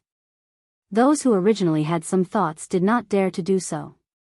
Mu Xiaoning looked a little thin. He didn't expect him to be so ferocious and not to be trifled with.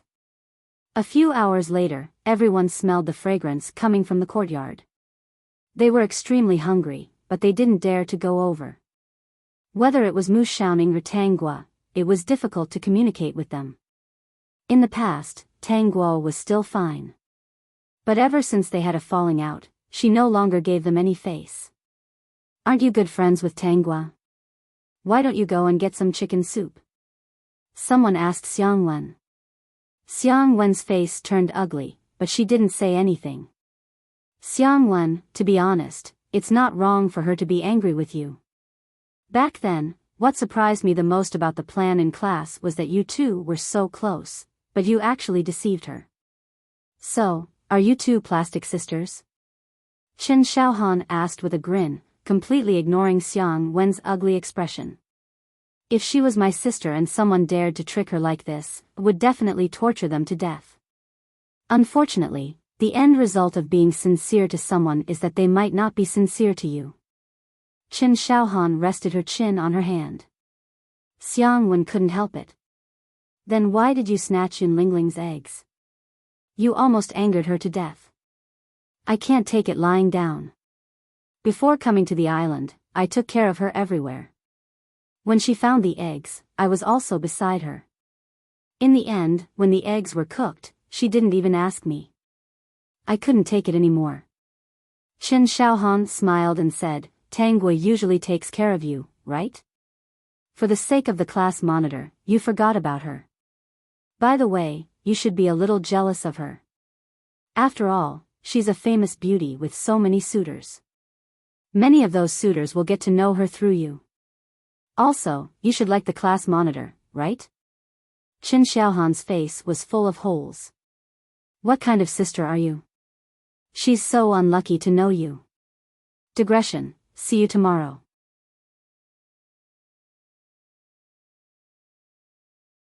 Chapter 5398. Half a month passed unknowingly. Ever since the collective life was disbanded, the others could only watch as Tang Gua and Mu Xiaoning's days became more and more prosperous. Even if they couldn't get a chicken every day, they could get something good every day or two.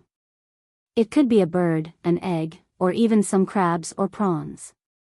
They tried to follow the two of them to pick up the scraps, but of course, they didn't find anything.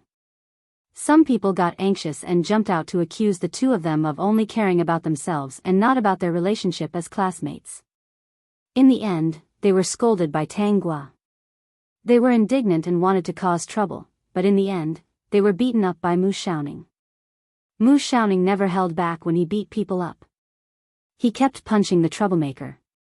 The person who was beaten up would definitely be in pain the next morning. Mu Xiaoning was originally very frustrated. The plan was so perfect, but he didn't kill anyone. The progress was a little too slow. The disbanding of the collective life was delaying him from killing people personally because he seemed to be immersed in such a peaceful farm life. He couldn't bear to break these busy, dull, and happy days. Thus, he didn't plan to do anything for the time being. Once he started killing people, all the peace here would be broken, and they would never be able to return to the past. In the eyes of the girl who was busy with him every day, he would become a terrifying murderer covered in blood. In this life, his hands were still clean, so he could stay by her side for the time being. However, the reality was that he couldn't delay any longer. This game would end sooner or later, and he still had to send her back to school. She cared about her family, dreams, and a happy life in the future. He couldn't leave her on this dark island. Mu Xiaoning decided to create an accident and trap Tang Gua in a house temporarily. Then, he could make his own plans. Most importantly, they were together every day now. Except for at night, it was difficult for him to do anything alone during the day. He planned to trap Tang Gua in a house for half a day. It would be a dangerous experience for her on the island. When the time came, no one would suspect her. Tang Gua didn't know what Mu Xiaoning was thinking. She woke up at dawn. Mu Xiaoning always woke up earlier than her. When she woke up, she could smell the fragrance from the kitchen. We've been trapped here for half a month. We have enough food for a few days, so we don't have to go out every day. During breakfast, Mu Xiaoning suddenly said, speaking of which, we haven't explored this town in detail. You want to explore this town? Tang Gua looked up and asked. Mu Xiaoning nodded gently. Let's go and see if there's anything we need. We don't know how long we'll be here. Then let's go later. Tang Gua didn't refuse. She would play along with Mu Xiaoning. She felt that Mu Xiaoning, who had been quiet for a few days, couldn't hold back anymore and was ready to take action. The two of them didn't speak anymore. Actually, Mu Xiaoning didn't like to talk much. In front of Tanggua, it was already an extraordinary performance. In front of others, unless it is absolutely necessary. Bring some wild vegetable pancakes and fruits. We won't be able to finish the stroll in such a short time. If we get hungry, we can have some extra food. Mu Xiaoning wasn't reminding him.